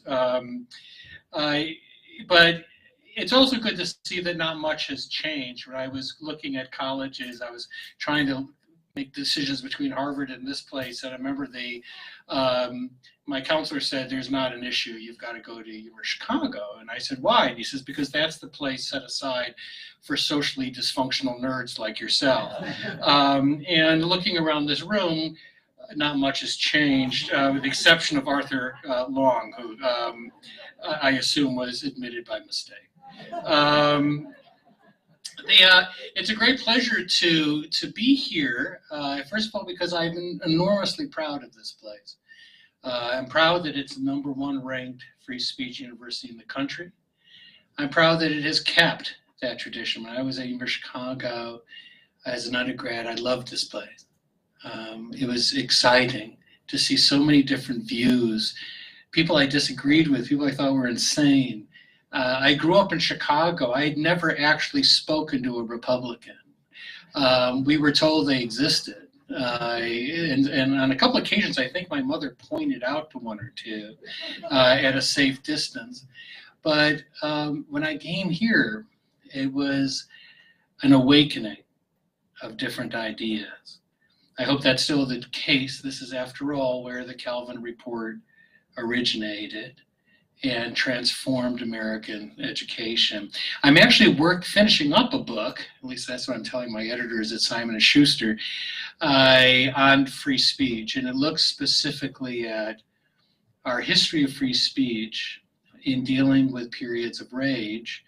It tries to look at why we have, in my view, the most dangerous anti-free speech movement in the history of the country, and what is driving this. Why we have this problem in academia, in the media, every area that I work in. I work in the media, I work in academia, and we're losing ground by the day. And the question is why? Now, part of it, I believe, is because we have had, since the foundation of this republic, which is what my book addresses, this fight as to what is free speech. We've never resolved it. The First Amendment, as was discussed, was unique. It actually departed from our history with Great Britain, but we quickly lost that in what I call the functionalist approach of free speech. And that includes a hold on the Supreme Court. And we see that the plague of functionalism has taken hold, including academia, where many academics, by defining free speech in a very narrow way, constantly allow a series of trade-offs with free speech that free speech almost always loses. In fact, we have a number of academics who believe that free speech is not the basis of academic freedom. Because as academics we're supposed to teach the truth, we actually should avoid people who are saying things that are untrue. That's the whole mystique now, the whole premise of the anti-free speech movement. But in the end, it's not just that intellectual divide. It's about rage. You know, years ago I referred to this as the age of rage, which sort of was picked up in the media. But and that's actually part of it's the subtitle of my book. There's a strange thing about rage. We've had periods of rage before. This country was born in rage. That's what the Boston Tea Party was. It was rage. We've always had a hard time dealing with rage. It's a sort of a strange category of speech. But there's something about rage that we've learned in academia and we've learned in the media. Rage is addictive. People like it. They don't want to admit it, but they like it. It's a license. It allows you to say things, do things that you would never do otherwise. It's like anonymity in some ways. But rage is a release. And what we've seen in academia is the release of rage.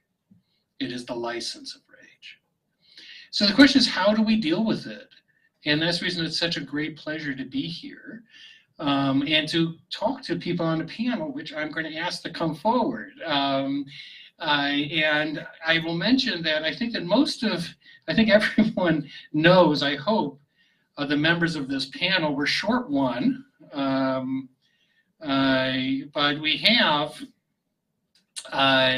Professor Shapiro from the Manhattan Institute, Professor Graujo from Texas, the La Quinta Sentinel professor, Professor Zedwicki, who is the most redundant academic I know because he's the George Mason University professor at George Mason University, which reminds me sort of like major from Catch-21.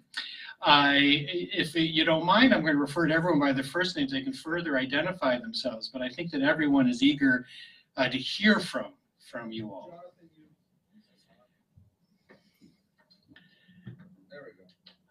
You misidentified me in that I'm Professor Emeritus from Georgetown. Yes, I was going to certainly talk about that. And of course, that was Georgetown's great loss, and we'll talk about that as well.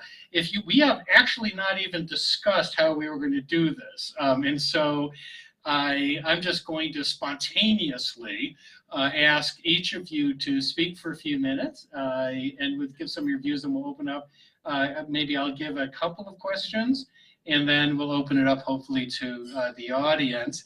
I'm going to start alphabetically because I'm lazy and that seems the most logical. So Carlos, do you want to just give us some thoughts? Hello? Oh, there you go. First, let me apologize to Christopher because I've been exchanging emails with him and I did not read carefully enough. So I'm completely underdressed and not, so I really apologize for that. I'm a statistician. That's because you're not a lawyer. You're not. And that's what I was going to say. I'm also sitting with 3 lawyers here, which is also very uncomfortable. Give a background a little bit of myself before we move forward here. I'm a statistician by training. I was a professor here at the University of Chicago with colleagues with John Burge a few years back. I moved to the University of Texas in the past 14 years, and I'm in the business school of the University of Texas. I do a lot of work in machine learning. I'm a technical guy in my daily job. A few years back, I started noticing that the monoculture of universities were bothering me. Especially coming from this place. I had a history of being attached to the Chicago school ideas of economics. And our students were clearly very skeptical of markets and capitalism and the roles of business in society and so on. And so I started looking more carefully around after getting to be full professor or whatever, and figured that I'm going to try to do something to reform, to create a new avenue of ideas in here. And I created a center that is known to be the only free market center at the University of Texas right now, called the Sylvan Center for Policy. The reason I'm telling this is because I'm going to get to the reform beat in a second here. And a few years back, after that, as that grew, we were able to work with the government of Texas to try the creation of this thing that we called at the time the Liberty Institute. And it was something that had a lot of inspiration from the Hoover Institution, from Hillsdale College, from other places where we saw ideas represented that they were not represented at UT Austin. We got funded, we got ready to implement this, and then of course the university fought it to a point where I didn't get fired because I'm a tenured professor, but because I decided to fight for the principle of it. So that was after COVID. So in the beginning of COVID, while still working on some of these projects, I got tasked to help advise the city of Austin and Travis County, the county we sit in, to talk about, as a trade-offs guy, to come in and think about trade-offs. So we don't have to repeat all the things that we saw in the previous panels, but here's one anecdote of what happened in the panel. By me asking questions over a period of months, the committee was shut down and reformed without me. Just because I was bucking the trend, right? So of just not even bucking the trend, just asking questions in that space. So anyway, so lots of different issues happened since then. I helped advise the state of Texas, hopefully providing a path that was a little bit more sane than what we saw in the rest of the country. Thankfully, our university did not have the same stories that Arthur put forward here. We were a lot more sane than that, and that's no in not small part, in large part, by the fact that we live in a Republican-led state that had a governor that, was not a particularly strong governor in this issue, but he has presidential ambitions. And once DeSantis started doing what DeSantis did, Governor Abbott said, oh, you know what, I might do some of this stuff as well. So things were a little bit better for us.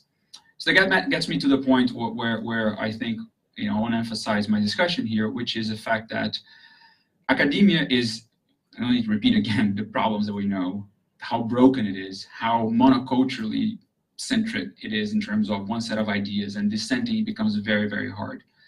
But academia is 75% funded by the government, 75%. If you adjust that on a student basis, it's even larger, in the sense that we have this power law of very fancy places like Chicago spending lots of money per student, right? So if you distribute per students, there's actually a lot more are in the public space. So it's a public sector problem. We need to fix it through the public sector. And to fix it through the public sector means that we need to go and work with legislatures. And we have to work very closely, like academics that are here in these rooms have to be willing to go in the dirty business of politics, which is not fun, it's just not academically, interesting. And engage in that, because that's going to be necessary for us to recapture some of these dollars in ways that can fund institutions that function in the ways with which they are to function.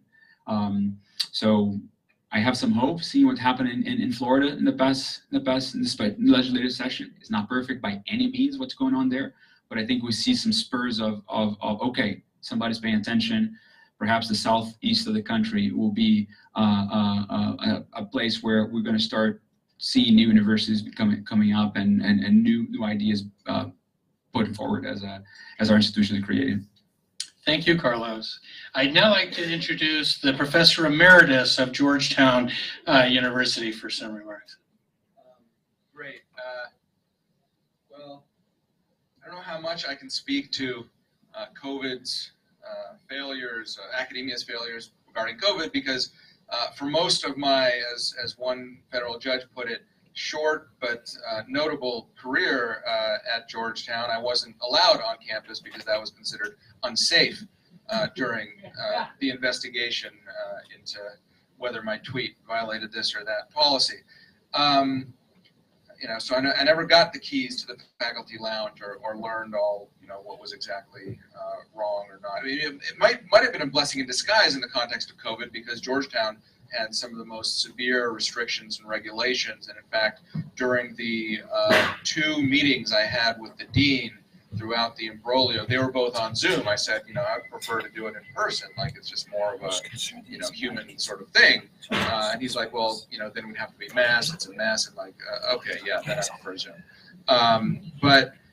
Anyway, I think there's a similar dynamic between academia's response to COVID and what I'm writing a book about now, Canceling Justice, the Illiberal Takeover of Legal Education, which has a focus on DEI, of course, because that's kind of the overweening monster in the room that's just come out of nowhere, really come out of 70s and 80s critical studies, postmodernism, to rear its head with America's racial reckoning starting about a decade ago, and then with the George Floyd murder really accelerating. That's when all these deans and provosts and what have you for DEI arose. But of course, I think the course of that story, and including the course of my story with Georgetown, would have gone over differently had there not been the pandemic, I think, because that addled minds, it changed the way people thought about different things. It politicized the academy in ways that are different from sort of the decades-old conservative complaints about, liberals taking over the Berkeley faculty lounge or what have you. And that's why I make the point that this is an illiberal dynamic rather than simply the latest iteration of the creeping socialism or what have you, because it fundamentally, as we've seen in the debates over COVID, shut down the other side. Not, as we hear in the shutdowns in law schools and elsewhere, we shouldn't have to hear this because that denies the existence of our humanity or whatever else. Well, similarly here, those perspectives were considered not suitable for polite company outside the Overton window. The Overton windows of all sorts have been warped and shifted during this time. There was a COVID example at Georgetown about concomitant with my unrelated experience. William Spruance was a 2L, and he was suspended, investigated, referred to mental health investigators for questioning certain university policies at a public meeting. He somehow got out of it and graduated and is working in big law in Skadden and still manages to write op-eds. Well, I told him, I had lunch with him a few months ago, I said, this will probably not last long for you, so I hope you're thinking about long-term plans. By the way, I might hire him, who knows? I just hired to work for me, very excited about this, the president of the Federal Society chapter at Stanford Law School, who made the rounds of media after the shutdown of the federal judge there. But anyway, my experience during COVID has mostly been on Twitter, a little bit of op-ed writing, and litigation, actually. I filed briefs and even appeared in federal court, both virtually and in person, in the District of Puerto Rico, challenging their draconian COVID orders, which were worse, believe it or not, than any other U.S. jurisdiction. So my conclusion from all of this experience is simply that the freedom, the academic freedom, the free speech, the spirit of inquiry that I encountered when I was a college student at Princeton in the late 90s and then in law school right here at the University of Chicago in the early 2000s, it's very different now. COVID changed, accelerated certain trends in that direction. And again, I don't have as much of an insider's perspective because the entire, basically most of the time when I was not suspended at Georgetown, I was writing a resignation letter. But in any event, just lots of warping. And this is supposed to be a forward-looking panel, and we can get into that, and I hope we will, because I do have some. It's not just a mutual therapy session or complaint session. I think there are things that can and should be done. But this experience really exposed weaknesses, foundational weaknesses in important American institutions. Thank you very much. Now, Todd. Well, I guess I'm redundant in my title, but I guess I'm also redundantly relevant to this panel because, as you heard earlier, I sued my university over their COVID vaccine mandate because I had natural immunity. But I may also, as far as I know, I'm the only person I know of who is personally responsible for getting speech codes repealed at two different universities, both when I ran for the Board of Trustees at Dartmouth 15 years ago and then came back to George Mason and agitated to get our speech code repealed at George Mason. And I'll add one last thing is I would commend those who are interested in this. We adopted, that I helped author, a free speech policy at the law school at George Mason, the Statement on Faculty Dialogue and Debate. And like everything else with George Mason, we took Chicago's ideas and made them better. So I love your free speech policy. Ours is better. Our law and economics is better, and as well. And everything I'm about to say, I'm going to be brief, but I'm going to exempt my colleagues in my law school. Is the law school better? The law school is better too, yes. I'm going to exempt my colleagues in the law school from everything I'm about to say because I'm going to paint with a very broad, but I think fairly accurate brush as to where things are in higher education and the challenges of reforming a lot of the problems we've heard today. Here's the fundamental problem. Academia is populated by scum. Did Carvalho just spit out his water next to you? The bureaucrats are really a problem in higher education today. They have no academic values. They run huge swaths of the university. I will give you an example. Which is a few years ago, I wrote an article about my efforts to repeal George Mason's speech code rescinded. And I noted at the end of that, this was soon after Chicago in the Stone report wrote this wonderful report that we've all heard about, Free Speech of Chicago. I went over to the FIRE website. Chicago had a yellow light rating. for free speech, unbeknownst to chair of the committee, Jeff Stone, because some bureaucrat somewhere in the Chicago administration had promulgated some restrictions on speech, right? Speech codes are not promulgated by faculty, they're promulgated by bureaucrats deep in the bowels of the university who police them like petty tyrants, do not have academic values, and they're basically concerned about holding students' hands and that sort of thing.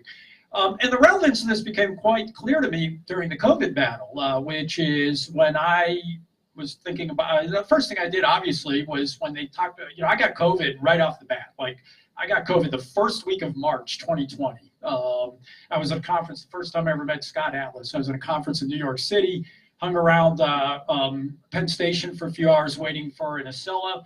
COVID was probably about the 5th most dangerous thing I was exposed to, hanging out in Penn Station for a couple hours.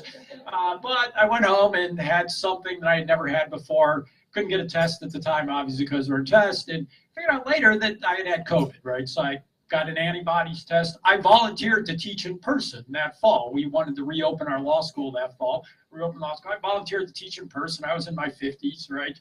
A lot of people went off and, went to their beach houses and, all that sort of stuff. But I thought, hey, everybody tells me I'm safe, right? Anthony Fauci said 2 weeks into the pandemic, if you've got COVID, you're safe from getting COVID. And I was like, all right, I got COVID. I'm going to do my job as a law professor, right?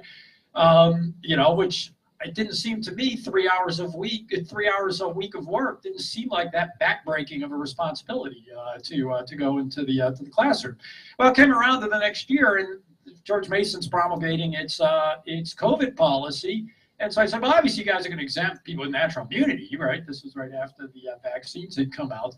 And they wrote back some garbage reports, right? Well, this study and that study, that sort of thing. So the next time I wrote them back, I had my lawyer write them back and said, no, I really think you should think about exempting natural immunity. But here's kind of gives you the absurdity of how these places are run these days, which is, on my side, I had my expert witnesses. I had Jay Bhattacharya, Martin Koldorf, and my personal immunologist who had a PhD in immunology and has taught at Harvard and at Penn Law School. Our policy at George Mason was designed by the fire chief of the university. And that's who was sending me these emails about this study and that study as to things, right? Literally the fire chief designed our policy at George Mason. And basically said, this is our policy and that sort of thing. And what soon became evident, and what is a general problem in higher education today, and I think a general problem in society today, is nobody takes responsibility for anything. Nobody takes personal responsibility for anything. And nobody will put their name on these speech codes. Nobody would take responsibility for COVID policies. Well, the CDC says that. Well, who is the CDC? Well, the CDC, right? We're just following the guidance. Well, the CDC says, well, it's just guidance. It's not binding on anybody, right? Basically, nobody will take responsibility for anything. Here's the questions that needed to be asked of the university administrators, right? Of the presidents and boards of trustees. How many cases of myocarditis are appropriate collateral damage to make healthy 19-year-old boys get a COVID vaccine they don't need? 5, 10, 12? How many trips to the emergency room from people getting a shot they don't need are appropriate? How much of an increased risk? Because every study that's been done of people who had COVID and got the vaccine show a highly elevated risk of adverse events from this, right? Give me a number. Somebody somewhere needs to take responsibility for those decisions, and nobody has taken any responsibility for anything that they've done. Corporate officials haven't done it. They all shunt it off to some mid-level bureaucrat, right? The fire chief of the university who says, well, I'm not the expert. I'm just deferring to the CDC, right? Like the CDC knows anything about my personal health history, right? The last thing I'll say about this, we've heard about this a lot, is I learned a new term during this thing. There's misinformation, disinformation, and something called malinformation. Malinformation, it turns out, is information that is true, but somebody somewhere thinks people shouldn't know it, right? So that's why they just said they needed to suppress on Twitter true information about the vaccines, because that could create vaccine hesitancy because it was true. That's what you call malinformation. And that's what we're seeing now in the universities, is where they don't care about error, right? Error can be refuted by the traditional methods of reason, logic, and scientific method. What they care about is truth. They care about truths that are politically inconvenient, right? They go against the narrative. That's what they're going after today. We can think about all the topics in which truth must be suppressed, not because it's true, not because it's false, but precisely because it's true, and it could be used in their terms to be weaponized for some political agenda. It all comes back to politics. I'll close with one last thought. My friend Steve Pejovich, great free market economist, died a year or two ago. He grew up in Yugoslavia. He lived under the Nazis and the communists. And I asked him I asked him, what's the difference between the Nazis and the communists? He said, the Nazis wanted your obedience. The communists want your heart and your mind, right? The Nazis wanted you to salute when they said salute, right?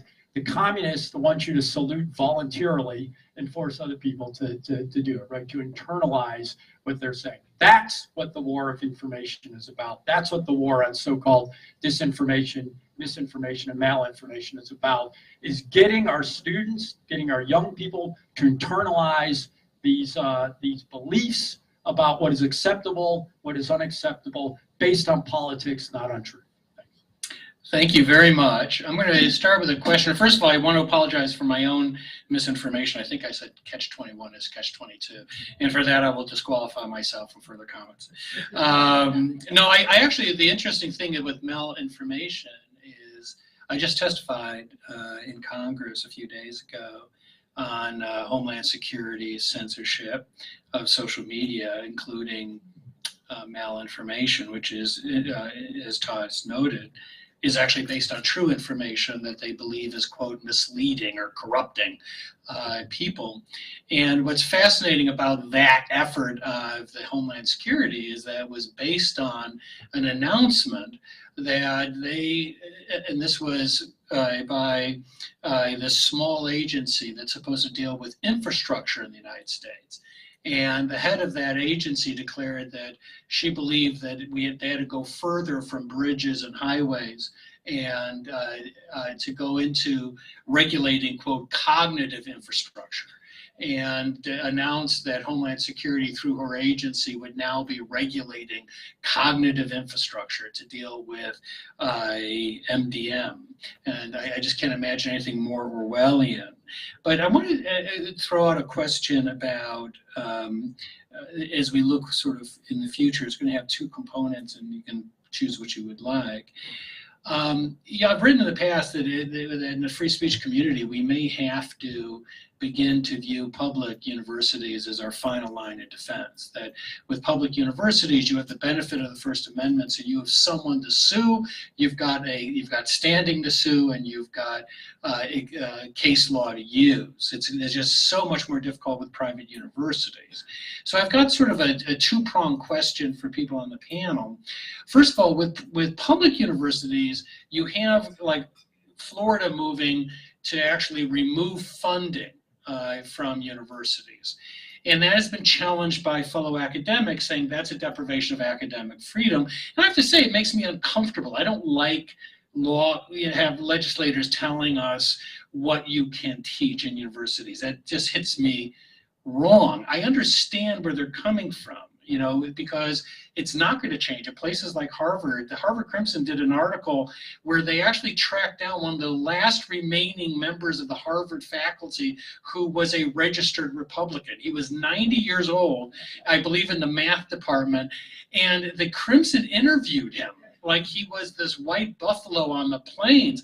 And they basically sort of poked him to sort of say, this is what a Republican looks like. But my favorite thing about that piece is they said, but don't worry, it's okay, we don't need Republicans, because that's not the point of academia. So you're going to have this continuing trend, right, where Republicans, libertarians are basically purged from laws, from schools. So the question is it a violation of academic freedom? How do we thread that needle? On the public side, and then on the private side, how do we deal with the fact that we don't have a First Amendment? You know, we're left with sort of contractual claims. The interesting is each of you have actually been in the trenches on one or both of those questions. So. Hello? Yeah. First, there's a colleague of mine that has a lawsuit against our university right now on First Amendment rights that claim has been violated. So that's something that I encourage you to take a look at a lawsuit, because hopefully there'll be some law actually comes out of that, not just the adjudication of that case. And yeah, you're right. We have this extra protection, which is great in public universities. But the notion that the state does not have a role in dictating what's taught, I disagree tremendously. I'm a statistician. When I'm given the role to go in my classroom, teach a class in statistics, I'm told to teach statistics, that I have no freedom to not teach statistics in that class.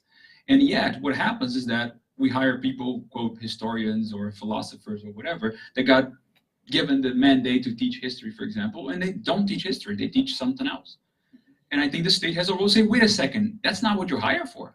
We're gonna change, we're gonna put some more clear guardrails here in dictating what you teach. So I think that there needs to be a separation between your First Amendment when it comes to your Twitter profile, whatever you write in your scholarly articles. Sure, I don't want the government regulating that in any way, shape, or form. But when it comes to the passing of knowledge, given how crazy it has, the direction in which things have gone in academia, especially in the humanities, I see a necessity for the government to intervene and say, I'm paying billions of dollars to this aggregate over the states that are majority Republican in the country.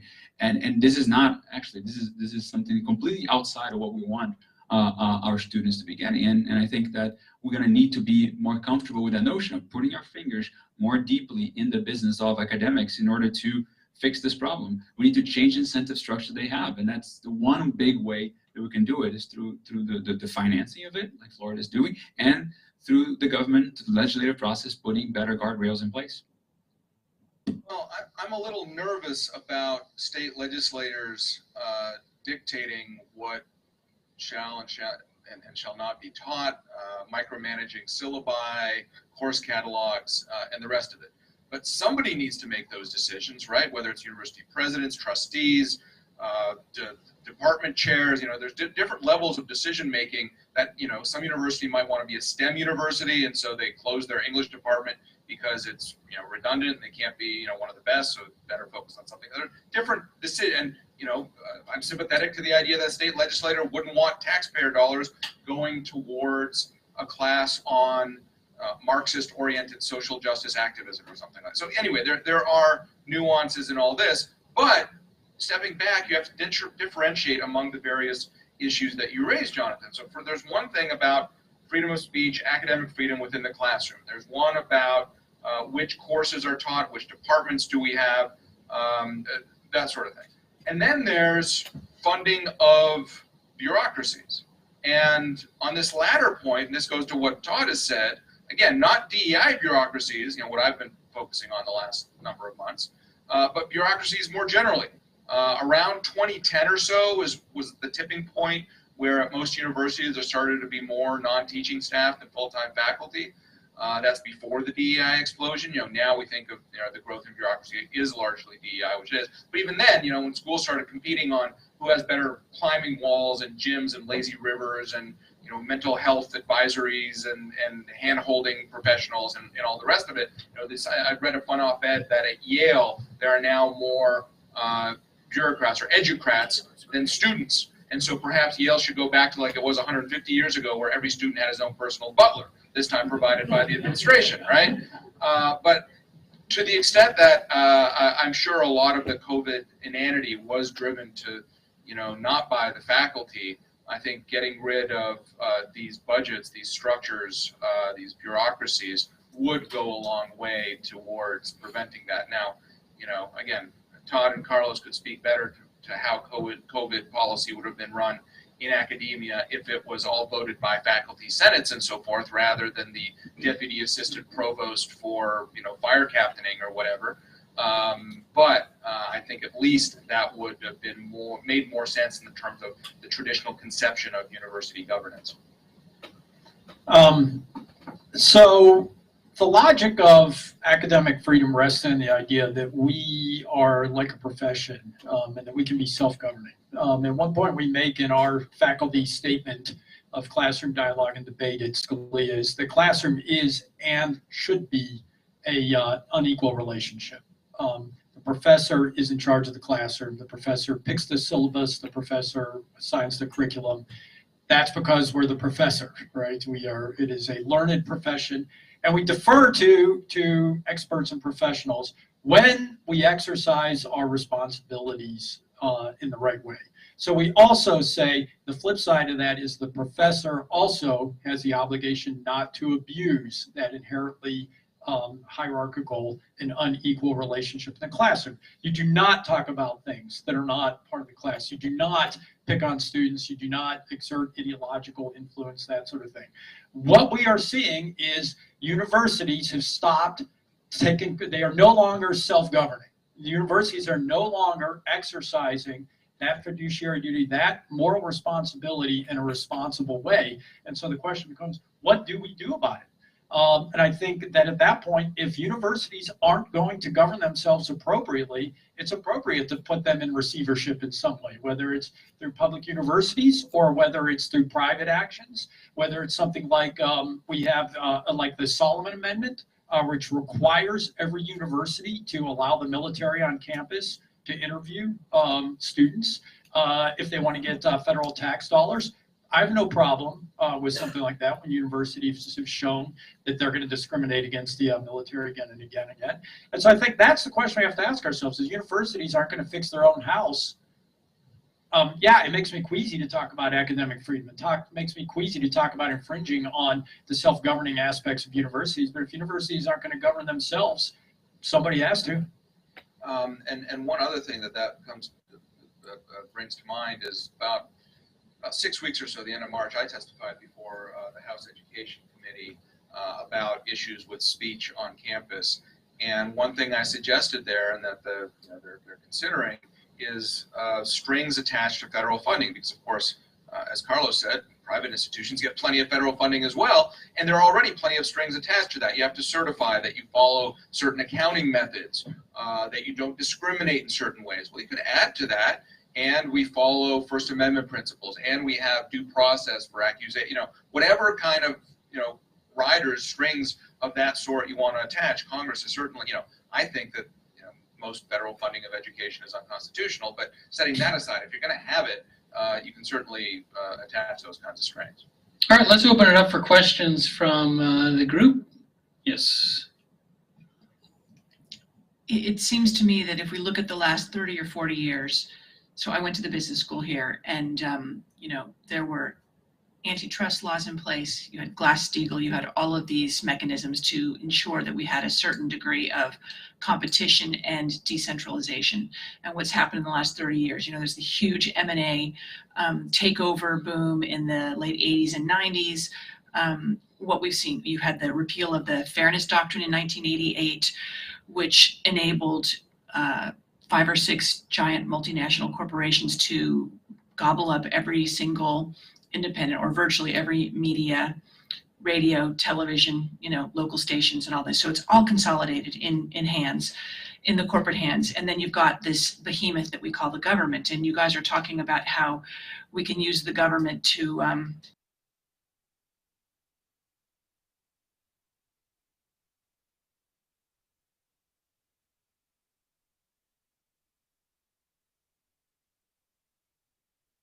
DialPad is where work comes together. It gives us one beautiful workspace for team and customer communications. You can call, message, meet, and support customers from anywhere on any device.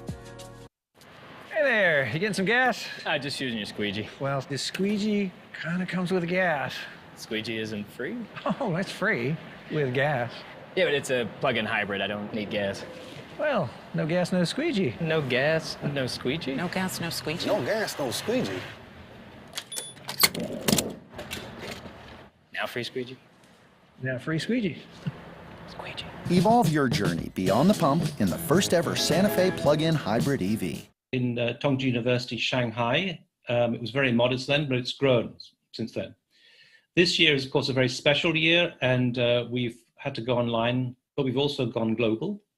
One of the things we were not able to do this year was to host the Digital Futures Young during the actual event itself. We used to hold it in Shanghai in the evenings. And one of the problems, we didn't have any evenings because we were going to continuously for 8 or 9 days, 24/7.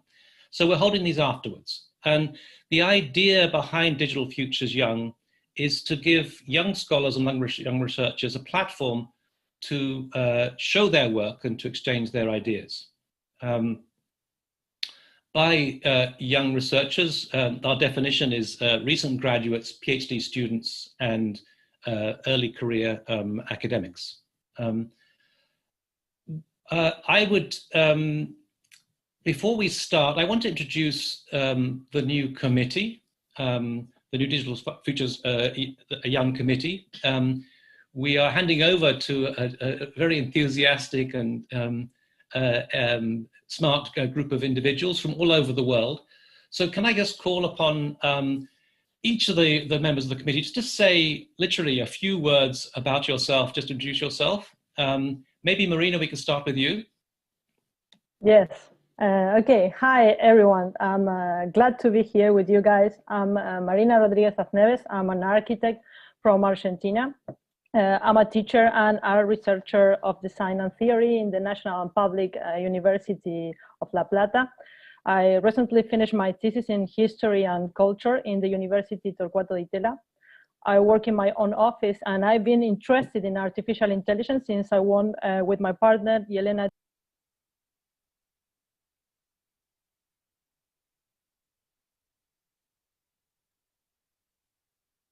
In Tongji University, Shanghai. It was very modest then, but it's grown since then.